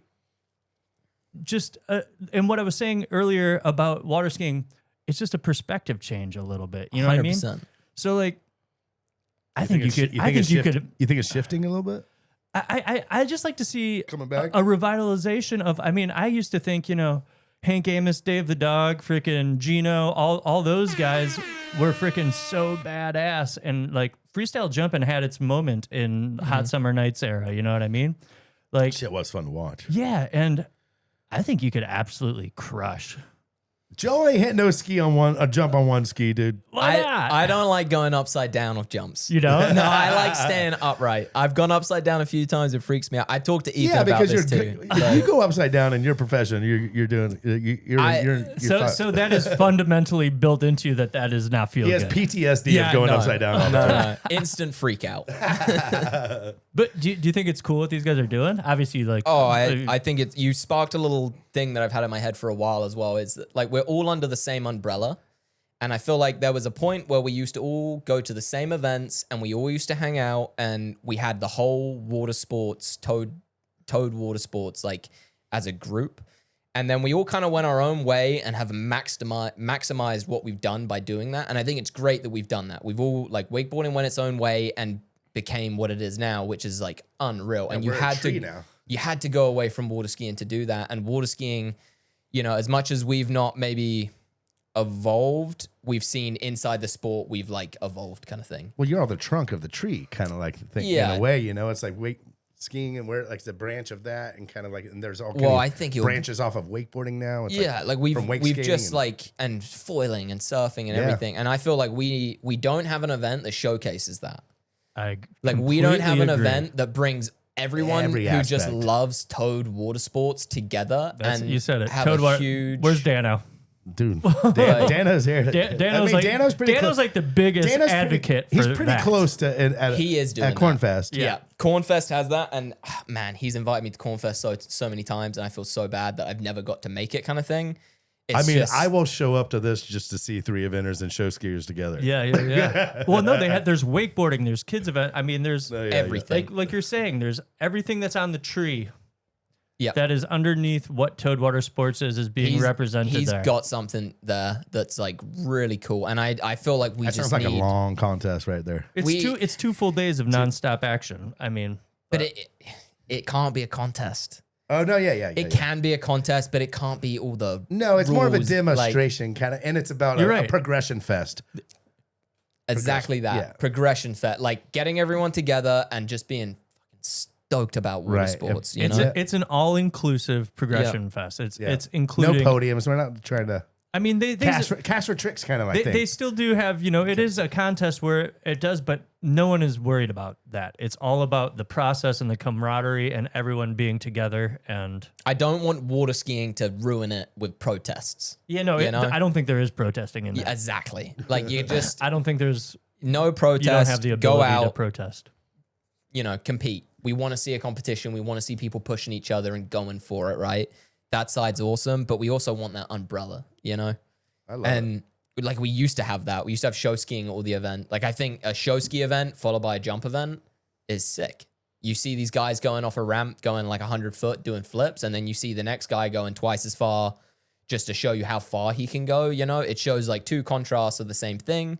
It just gets you riled up about water sports, right? Dude, to be honest, like when I look back on it, like I know at the time we were, wanted to separate and do our own thing, but when I look back on it, I freaking really enjoyed when water skiing and wakeboarding were on the same tour, just of like the amount of people that were there, the different kinds of people there, and the diversity in the events itself. The diversity in the events and the amount of diversity it drew in the crowd too. Yeah. And you had women's slalom, women's wakeboard. Yeah. Freestyle jump. They had tricks at some, then long distance jump. That was a good crew of people. Yeah. Bring it back, baby. Yeah, it'd be like the Toad Water Sports Olympics. Less rules. Less rules. Yeah, when you say Olympics, we brought in some fucking rules now. Yeah, shit. Yeah. Take a little break. Sure.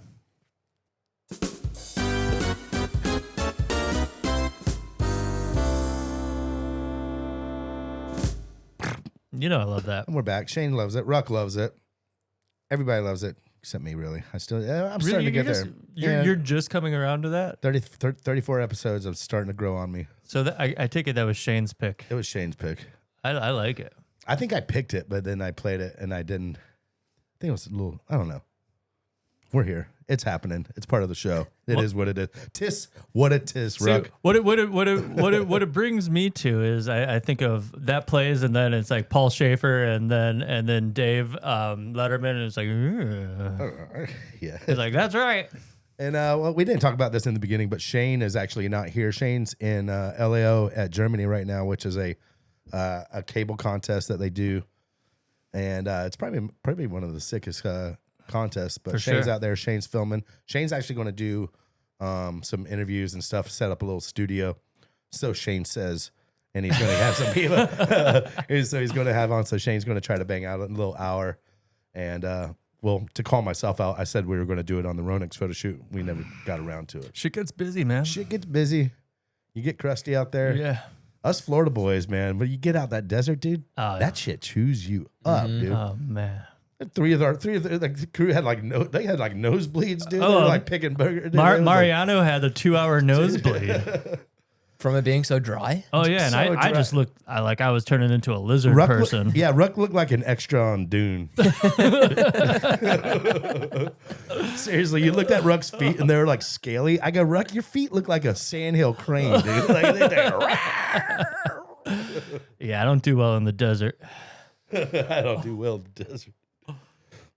Well, let's get to that spin to win right now. This is where we spin the wheel. We're giving away prizes every episode to all the top shelf Patreon members out there. And if you're a Patreon member, muchly appreciated. We love y'all. It's the reason why we do this shit. And but today we got some radar gear from Joe Poland. Joel, break them down what we're getting.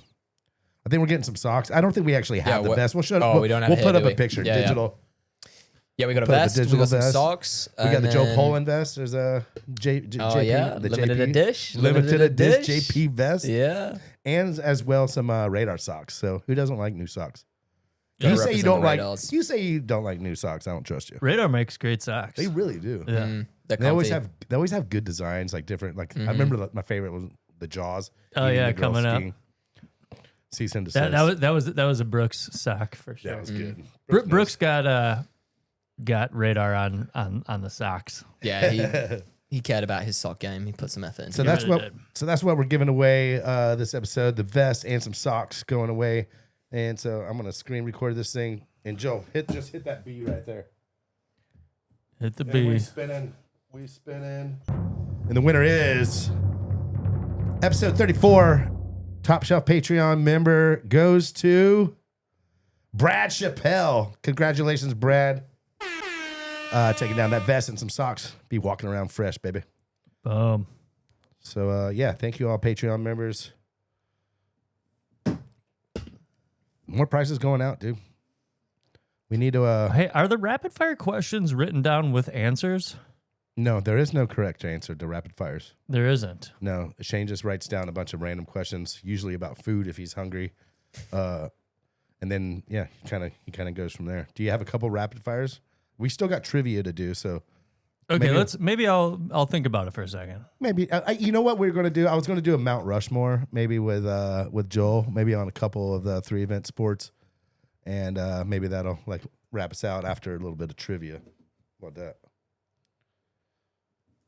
Yeah. Can we do a little trivia?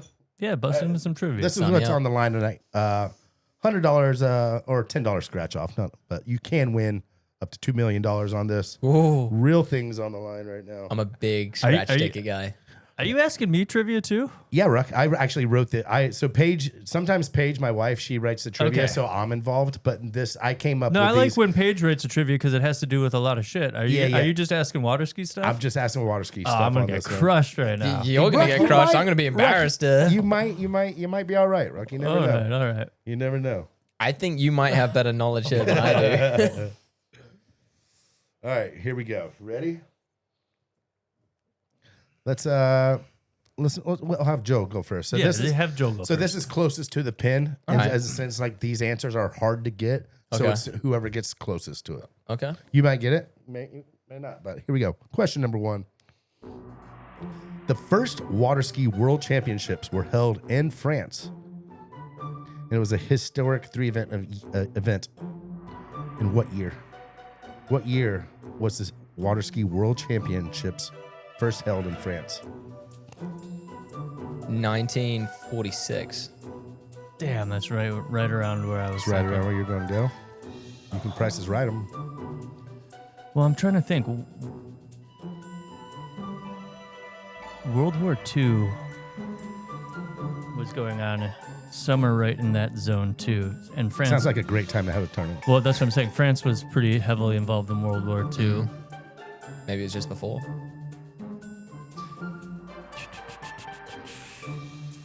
I'm gonna say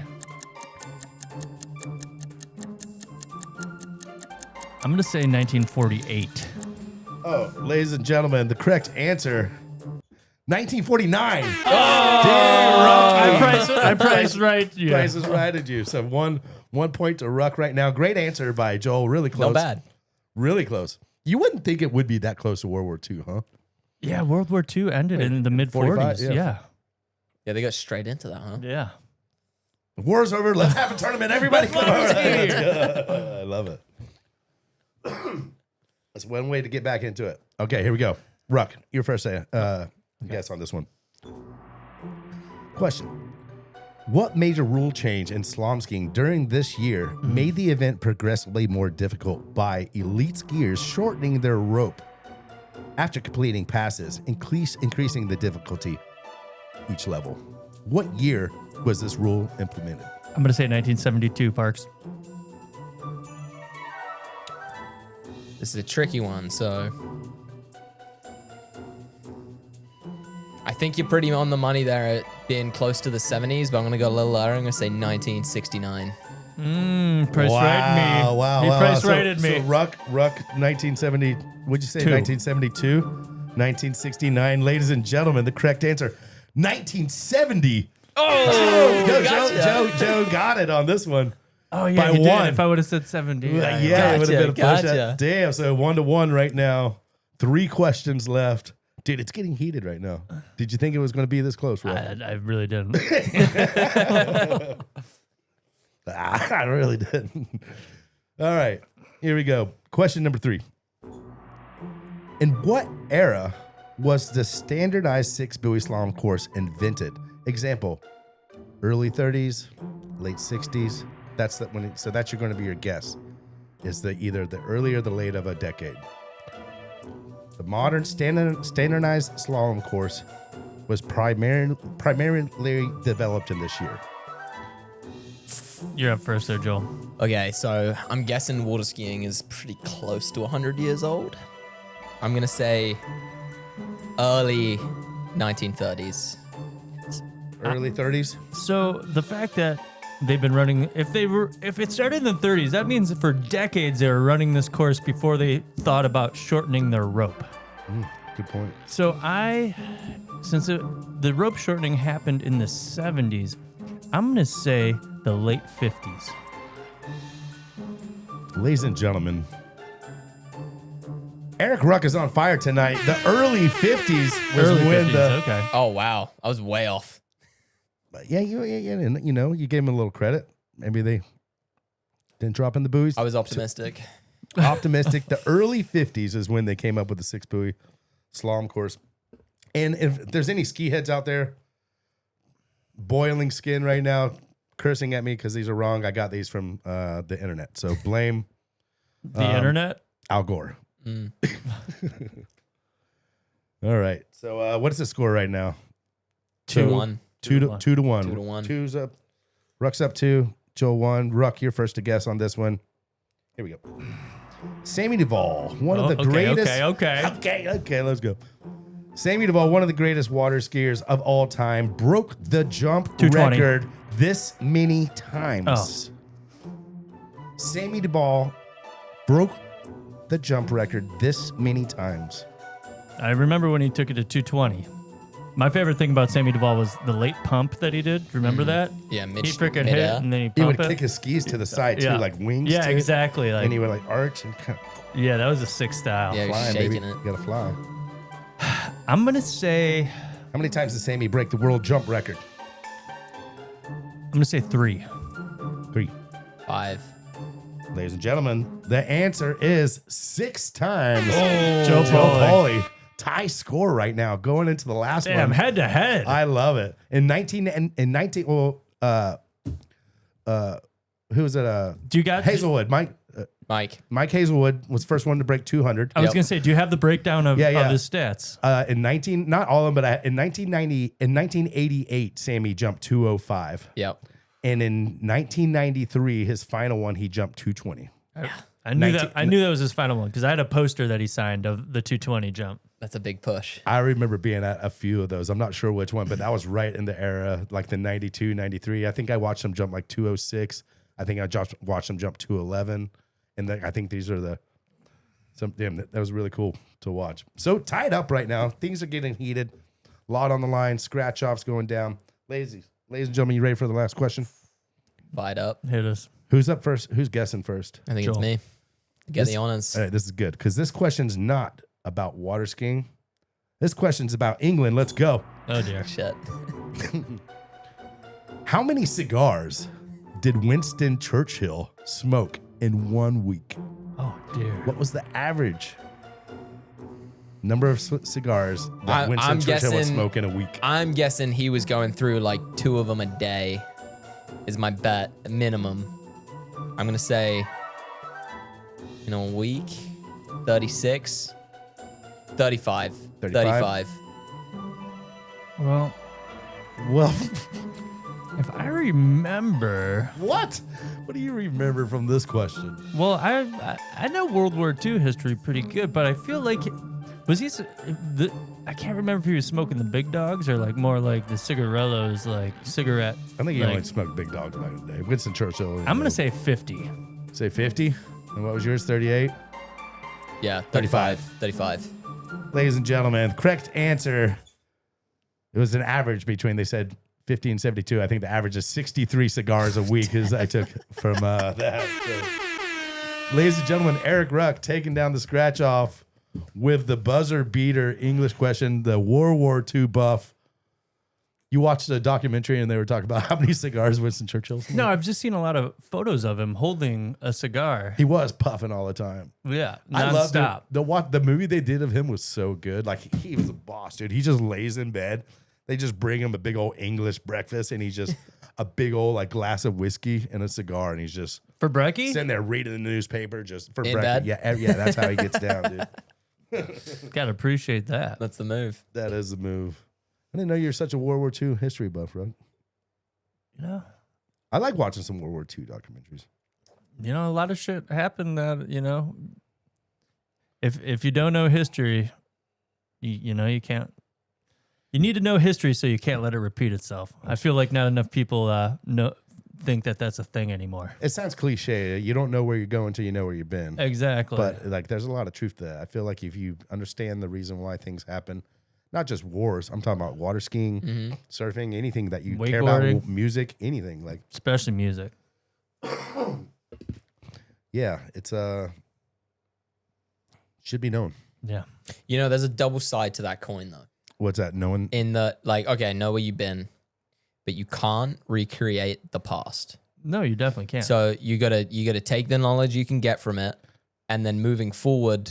Freddy Krueger gave me some good advice when I was like 19. I felt like I was figuring it out, and I was like, yeah, I think I got this. I'm excited for this next season. This was early in the season, and he told me that like every year it would change. Every year it will be different. If you try to recreate, you might get back to where you were. You might get a little bit ahead, but you'll never break through that point if you're chasing a past feeling. That's the truth. Dude, And- Freddy's wise, man. Oh man, he's got some knowledge, and he's like more than down to share it if you ask the right questions. I think it depends a little bit on how well you know him, kind of thing. Like he's not just going to give you the information, but you Right. ask the right question, he's very open to his sharing. friends and Yeah. But yeah, I totally agree with that. You can't be trying to constantly recreate a feeling or recreate this expected thing. Or this magical year. Or Exactly, Something. Like, this no. is what happened. Every year's this different. year I did so good. every tournament day training, Your body, like mind. every day you're in a different place. If you're trying to recreate all the time, No. well, you might do well, but you'll cap yourself. You need to be able You to lower the ceiling. evolve. You need to be able to evolve, but knowing and understanding the past and history lets you evolve in the right direction. Yeah, and like you know exactly, you got to have a bit of a direction. But if you create this place that you have to be to, you might get there. You won't get beyond it. You know, like if you set a ceiling, You kind of box yourself in a little Exactly. bit. You leave your room for expansion, but there's an edge to it. Yeah. And then instead of like taking a couple years, trying something new, taking it on the chin, maybe not having the results, Yeah. and then you keep pushing through, and then you have Yep. the gap of results that you want that you would have Exactly. never gotten before. Which and yeah, That sometimes took- you just got to go around a tree a different way, right? never know till you go. Yeah. But you got to keep trying to get around the tree in different ways. Like if you're just trying to recreate all the time, you limit yourself for sure. That's why But for sure as well, the other side, you know, the other side of the coin, if you go into every year not knowing where you came from and understanding your I just did a new trick. It's never been landed before. Well, yeah, you should have watched some wakeboard videos in the past and realized someone did that shit 20 years ago. yeah, Exactly. yeah. Or, I mean, that's or why at I least feel like led you- the direction of the way you would move, you know, like there's Yeah. you get these little gems from the past for sure, right? That can evolve the future. Well, like think about even stuff like that is like, look at the evolution of how music evolved from classical to big band to jazz To Indian banging on drums. to like- rock yeah, exactly. Just like the progression of that is like you'll never be able to fully like copy like you're never going to be like for me like here's a great example like if you're like listening to the Dead or like playing guitar like Jerry Garcia or someone like that, you're never going to be them because you weren't listening to what they were listening to become what they are. Mm-hmm. You know what I mean? Mhm. Like The who you- influences in this, they sponged up different shit. exactly. So that in a good way, I'm saying everyone Should take it. you should learn about these things and let it influence you to create who you are Mm-hmm. in your path. And that can be the past and the future kind of stuff. Like Yeah. I think you can get, influences and passion from a lot of different stuff if you keep your eyes open and receptive to it. You know, a lot of people get locked into it. This is the way my brain works. This is the way we're doing it. And you're never open. You never, that fresh air, that epiphany never really punches you in the nose sometimes, you Yep. know? Yeah, you block it never- yourself off from it, right? Right. And sometimes you got to put your head in the bushes to get your face cut. Yeah. It's I don't think anyone's ever really said that analogy, but It makes sense. I I'm understand. gonna start saying that now. Yeah. yeah, that's all Parks is saying. You gotta put your face in the bushes and get your nose cut. Parks said that? Yep, one time, episode 34. That's awesome. That is funny. Oh, we're almost done with this thing. And a couple of other things. What? Give me a. I was with Sully. We did the boat show in Seattle, and we were sitting out there having a couple whiskeys on the back of his at the back of his house, and we got into. I go, Sully, who's the Mount Rushmore of jumping, of long distance jumping? Jump? Top 4 of all time. The Mount Rushmore. You know what Mount Rushmore is? Yeah. Okay. Okay, so Freddie, Sammy. Yep. Freddie and Sammy, they got to be up there, right? 100%. Yeah. Now it gets sticky. Now you can. Yeah. Now. And then I think you got to put Jarrett in that mix. Yep. I think it's very hard to, like I can't see a Mount Rushmore without Jarrett being in there as well. Just the rivalry between him and Freddie was so good. I think those are. I agree with those 3. Those are my top 3. Number 4. That's tough. I mean, you got Dodd. He's pretty unreal. What we've seen him do is pretty nuts. Like how far he's gone. That kind of stuff has been nuts. But we've also. Has anyone had more impact in the what brought us to modern day jump today? Early, because the earliest you have now is Sammy. Yeah, and I agree. with Sammy. And then I kind of look at Mick a little bit. What's that? Mick. Oh, Mike. Sorry, he's called Mick now, but Mike Hazelwood. Yep. Like he would be probably he's either bubble. He's the 4th spot or he. Well, and I think as well, like without Mike, that Sam, you didn't get Sammy. You didn't get Sammy. You know, like they were pushing each other so much, and getting that 200 foot, that pissed Sammy off, right? And that then pushes Sammy to go to another level. Like, I'd be between those 2 a little bit. Hard to say. Maybe Bruce. You could argue maybe a Bruce Neville. I was gonna say Bruce Neville. Maybe Bruce is pretty sick. Maybe Carl Roberge. He was a bear, man. The bear. He was a bear, man. He used to cut hard. I tell you what, have you ever John seen Swanson? Ryan Fitz? No. Yo, Fitzy was sick. Fitzy was probably one of my favorite jumpers to watch. Sick, and he was just Obviously, I don't think he's on the Mount Rushmore, but dude, if the announcer jumped that Ryan Fitz was jumping, I'm like dropping who I'm talking to and what I'm doing, and I'm walking down there because it was wild. You just don't know what's going to happen. You have no idea how that set's going to go. Later than is it? Who do you think has cut he the was latest? on tour when it was still wakeboarding.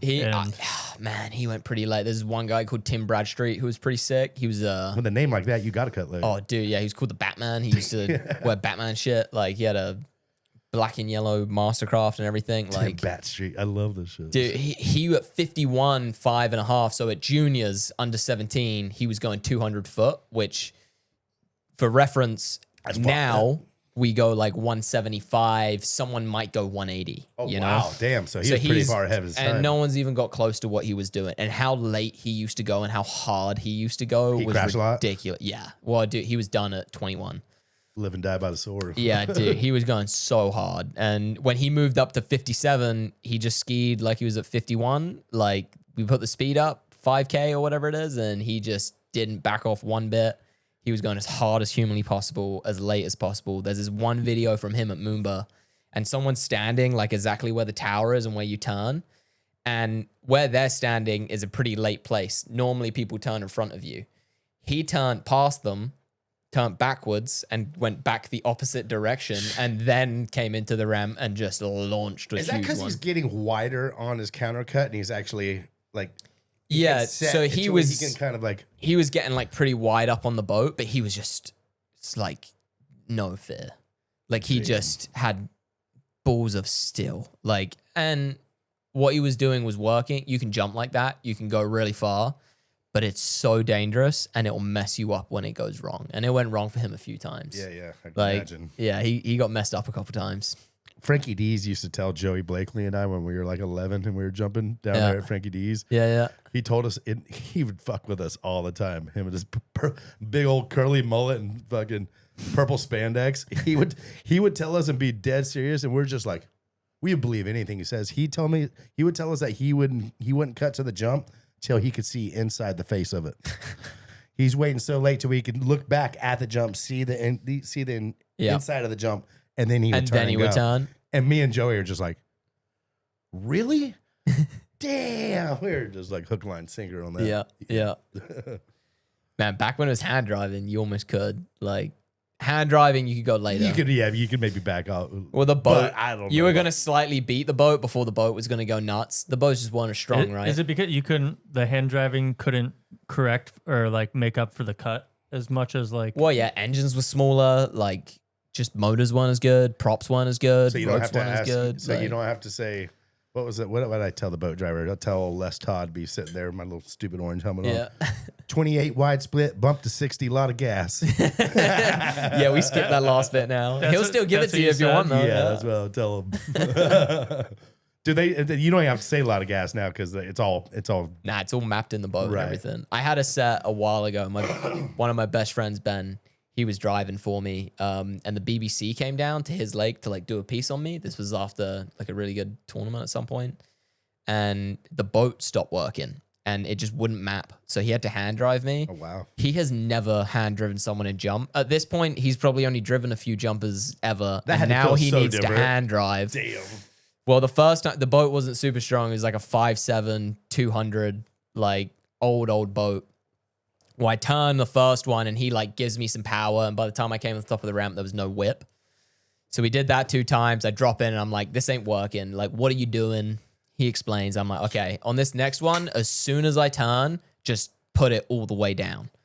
I'm in a kind of an early place. I turn, he puts it all the way down. The boat goes fucking crazy, and I am not ready for what is about to come. Like at that point, I think I was jumping like 215 feet, and I jumped about 215 feet going pretty easy. But he floored it. The boat went absolutely nuts. It was the sickest feeling. Like, I'm curious how far we could go in today's era with like these boats if you were to hand drive. If you could just, I mean, that's How much- essentially how what mu- was happening in ski flying, juicing it when you're. it's max out. How much do you think like with because the tension control, like when you pull against the boat, it's actually countering with throttle, right? Yeah, we have Like this thing on the RPMs, like- rope. It's yeah. called a switch. So you put the rope through and it's on a spring. And when you engage like 100 or 150 pounds or whatever it is, the switch engages and then it opens up the engine to go nuts. And then we can choose how nuts we want the engine to go with a thing called letter. So you say, okay, Let I her want. rip. Yeah, pretty much. So I go like letter Z. If you wanted it to go easier, you'd go like G. And then if So you wanted every to go, jumper can choose like where the parameters, kind Yeah, of yeah, of you how they can- want the throttle. you can say like, okay, I want the boat to give me a bit of throttle and go on a G, or you start bumping your number like higher and higher. What's everyone do? They do the same thing. Mostly Z, and then if you go beyond the alphabet, you go back to like ZC, ZD, call it alpha. ZE, like back to the start with a. But basically, you turn, the boat goes nuts, and it waits for the switch to engage, and then it like fires up. So we'll get like the boat comes in. On Z, do you think it's like full throttle?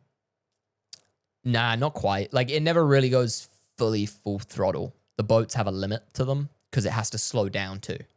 So if it went absolutely crazy, it might go crazy, but by But the it can't time go you get faster to the than ramp, 36. yeah, like you want it to time where it goes its absolute fastest as you come off the ramp. Otherwise, it might go way too quick too soon. By the time you get to the ramp, it's got to back off to make sure it I don't got go you. too quick. Right. So you want the bog it down, accelerate, and you want the boat to get the 36 right as you're getting to the top Yeah, of the jump. it's an average. So Right. it's an average from like spot A to spot B. So the boat might come in a little bit slower and then go absolutely crazy and swing and speed up. Damn. So the boat normally in like a good time, the boat's going like 38, 39 miles an hour, and we go 35 as a set speed. So it's swinging by like 4 or 5 miles an hour. But Yeah. come a long way, man. Yeah. Well, like I said, this is Thursday of the Masters when this podcast released. When do you ski on Friday?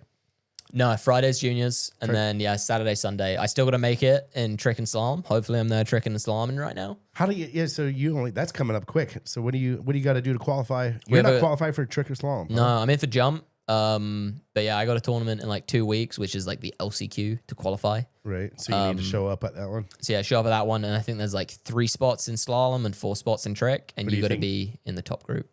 And I mean, the big dog. I mean, there's certain people already qualified. Yeah. So now you probably have a shot at getting in this one. You feel Yeah. comfortable? You'd be bummed if you didn't, right? If I don't make trick, I'll be pretty like I did something stupid. Slalom, I got to fight for it pretty hard. Like There's 3 spots. The top guys are in, but of that group right below, I'm probably like mid-pack, if not even a little low, but I have potential to be the next guy in. Nice. So, and I'm skiing good, so Yeah. I'm feeling like there's a good shot. Let's go, dude. Yeah. What was I going to say? You ever jump off the pavilion? Great question, Ruck. Maybe No. That's a great answer. That's a great question. Better answer. I would never break a rule like that. No, It's no, not in my nobody nature. would. No, Nobody it's not in would. my nature. No, especially not at that. But I've heard Prestigious if you event. did want to do it, the best way to do it is to get in on the other Allegedly. side of the lake and swim over. Yep. That's the story I've Allegedly. heard. I would never try that. I've never even thought about trying that. But yeah, as far as I know, swim across. Allegedly. Allegedly. Well, man, dude, this has been a fun podcast. Joel, I really Yeah, appreciate thank you it. for having me on. It's great to be here. Appreciate you driving 700 feet down the street to Yeah, it's a big trek. come to the house, dude. But yeah, you signed up for this on a late notice, which I appreciate, dude. And man, I think that Ruck, did you have any rapid fires you want to give them, dude? No, not really. I mean, I think that was a fun conversation. I learned some stuff, you know. I love talking water skiing, dude. Anytime I get around Sully or Brooks, dude, I get a couple Jack and Gingers going. I'm like, what? How far are they jumping in boys too nowadays? What are they jumping? Like, I'm Yeah, really. you're getting fired up a little I bit. get fired up. Yeah. Like he goes, they're jumping like 118, 120 now. I was like, Dude, Freddie Damn, Krueger's kid, dude. he's like 11, maybe 12. is he in boys two? This is boys two. Yeah, he's like 120. 120. What? Yeah. Dude, kids are Check the menace. parameters. He's doing night jump. He just did a Damn. pro trick event the other day for the first time. He tricked like 6,000, almost 7,000 points. Honestly, he tricked 7,000 points and the judges kind of screwed him, which if it wasn't a professional pro trick event, they 100% should have given it to him. Because of the event, they kind of took a trick. It was a little bit dumb. But yeah, I mean, it's in that kid's judges, blood, isn't give it? the kid a little credit. Give him a break. He did a sick run. Dude, what, Yeah. 7,000, huh? Oh, dude, he's going to put me in retirement. He's gonna- Yeah, 100%. I hope I'm done by the time it's his Well, time. seems pretty. How old is he? 11, you said? I think he might be 11 or 12. He's Well, young, yeah. Hopefully by the time he's, Yeah. in 12 years, you're Yeah, I'm hoping in 12 years I'm done. I don't know, Freddie. If you're going to be better than Freddie Cougar, dude, I don't you think got I'm to doing stay that, out there. man. I don't know how he does Isn't it. it crazy? Seriously, is wild to think about because Freddie Krueger just got Yeah. inducted to the Water Ski Hall of Fame. Yeah, yeah. Him and Karen as well. Yeah. It was really cool they did those together. But man, talk about the longevity of his career of such a gnarly, gritty Yep. fucking sport. And like, Yep. obviously this isn't a sport to where there's like a whole bunch of young kids kind of coming for you. Even though it Yeah. seems like a lot of the ones, like it's kind of an older, Yeah. like you're the average age of a jumper at his peak is probably You got to older be than mature. trick skiing or like Yeah. wakeboarding or anything, you know. It takes So maturity for jump, strength, take some wisdom, maturity, bit of wisdom, knowledge, yeah. bit of experience to not. The young guys who get good quick kind of mess themselves up sometimes because they're trying to go too far, too soon, too quick. right. Yeah. And yeah, but what he's done is ridiculous. Like, I mean, I'm 27 and after events, when I wake up, like I'm pretty beat up. Like after a big jump event, when I get out of bed the next day, like I'm like rock solid. Like I got to roll out of bed. It takes a few hours to get moving. Right. It takes like 2-3 days till I'm like feeling like fluid again. So I can't imagine what that's like at 50. Right, 50 And- years old. But dude. he's like a freaking cat. He just seems to be. He does. He's taken such good care of himself, and he has so much knowledge. I He's think. a Jedi. He's a Jedi. Yeah, Rucky, you can spot Jedis. Oh, dude, I've always been a Freddie fan. yeah. When we do a round, if there's a Mount Rushmore of the sport, he's like number one name for me. You might. I think- you might not. You probably know, but I mean, dude. My first couple years on Pro Tour, Freddie was riding Wakeboard Pro Wakeboard. Tour. I Really? remember. I He was remember. qualifying heats back in the day. Yeah. I remember being on the 1990s. starting dock with Freddie and talking shit. Yeah. Like, Totally. he was super cool. I think he rode for Icon, right? Yeah, I think he did. Yeah. He rode an Icon. Talk about line tension though. That guy can kick way higher than everyone else, Oh, yeah. and he's got such good line control. Huh. Like you Like wouldn't know that. he can pull it if he Yeah, needs if you or, like, watch how he jumps, the way he can he loads, he jumps the wake, releases, and then he loads again. And when he loads, like if I'm loading, let's say 800 pounds on the rope as I come into the ramp, he's probably loading like closer to 1,000. Like he just, but So for a he's just split got that second, snap. Yeah. and got then that he cable just snap. and it launches him. You know, so He's such a so beast, dude. good. Do you remember the contest that this happened? Like, I think it was like, I think it happened in the last like 5 years or so, but I think it was like jump number 1. He just eats shit. Like, yeah, bam. at Masters. I was gonna say it was at Masters. At Masters. And dude, I'm pretty sure I was there. He puts his skis back on when at 40 something years old. Yep. I'm like, dude, this is just not the year. Yeah. And then he puts his fucking skis back on and goes out there on the very next jump, 230. 230, takes it. I was like, all right, dude, that's like Michael Jordan, the greatest. Yeah. I think that's Yep. It was always been a toss up for like Sammy. I've been such a Sammy fan to where like Freddie and Sammy have been a toss up, but after like the 315 and then after I saw that, Yeah. I was like, okay, dude, you Pretty just hands undeniable, down. right? It's pretty Yeah. undeniable. Yeah, he's Shout out Freddie, dude, you're badass. he's a freaking badass, isn't he? Yeah. All right, boys, let's wrap this thing up, man. Joel, good luck this weekend. Hope you take it down. Cheers, bud. Thank you very Ruck, much. Love you, dude. Love Cheers. you. Thank you, everyone, tuning in. Give us a subscribe if you can. Almost to 1,000. And thank you to all the Patreon members. Shane, sorry you missed this one in Germany because this was a fun one. Shane's not the biggest ski fan either, but, you know, we'll drag him into one of these convert Hey, him. conversations. thanks for bringing me in, peeps. Ruck, thanks for driving out, dude. Love y'all. Episode 34 in the books.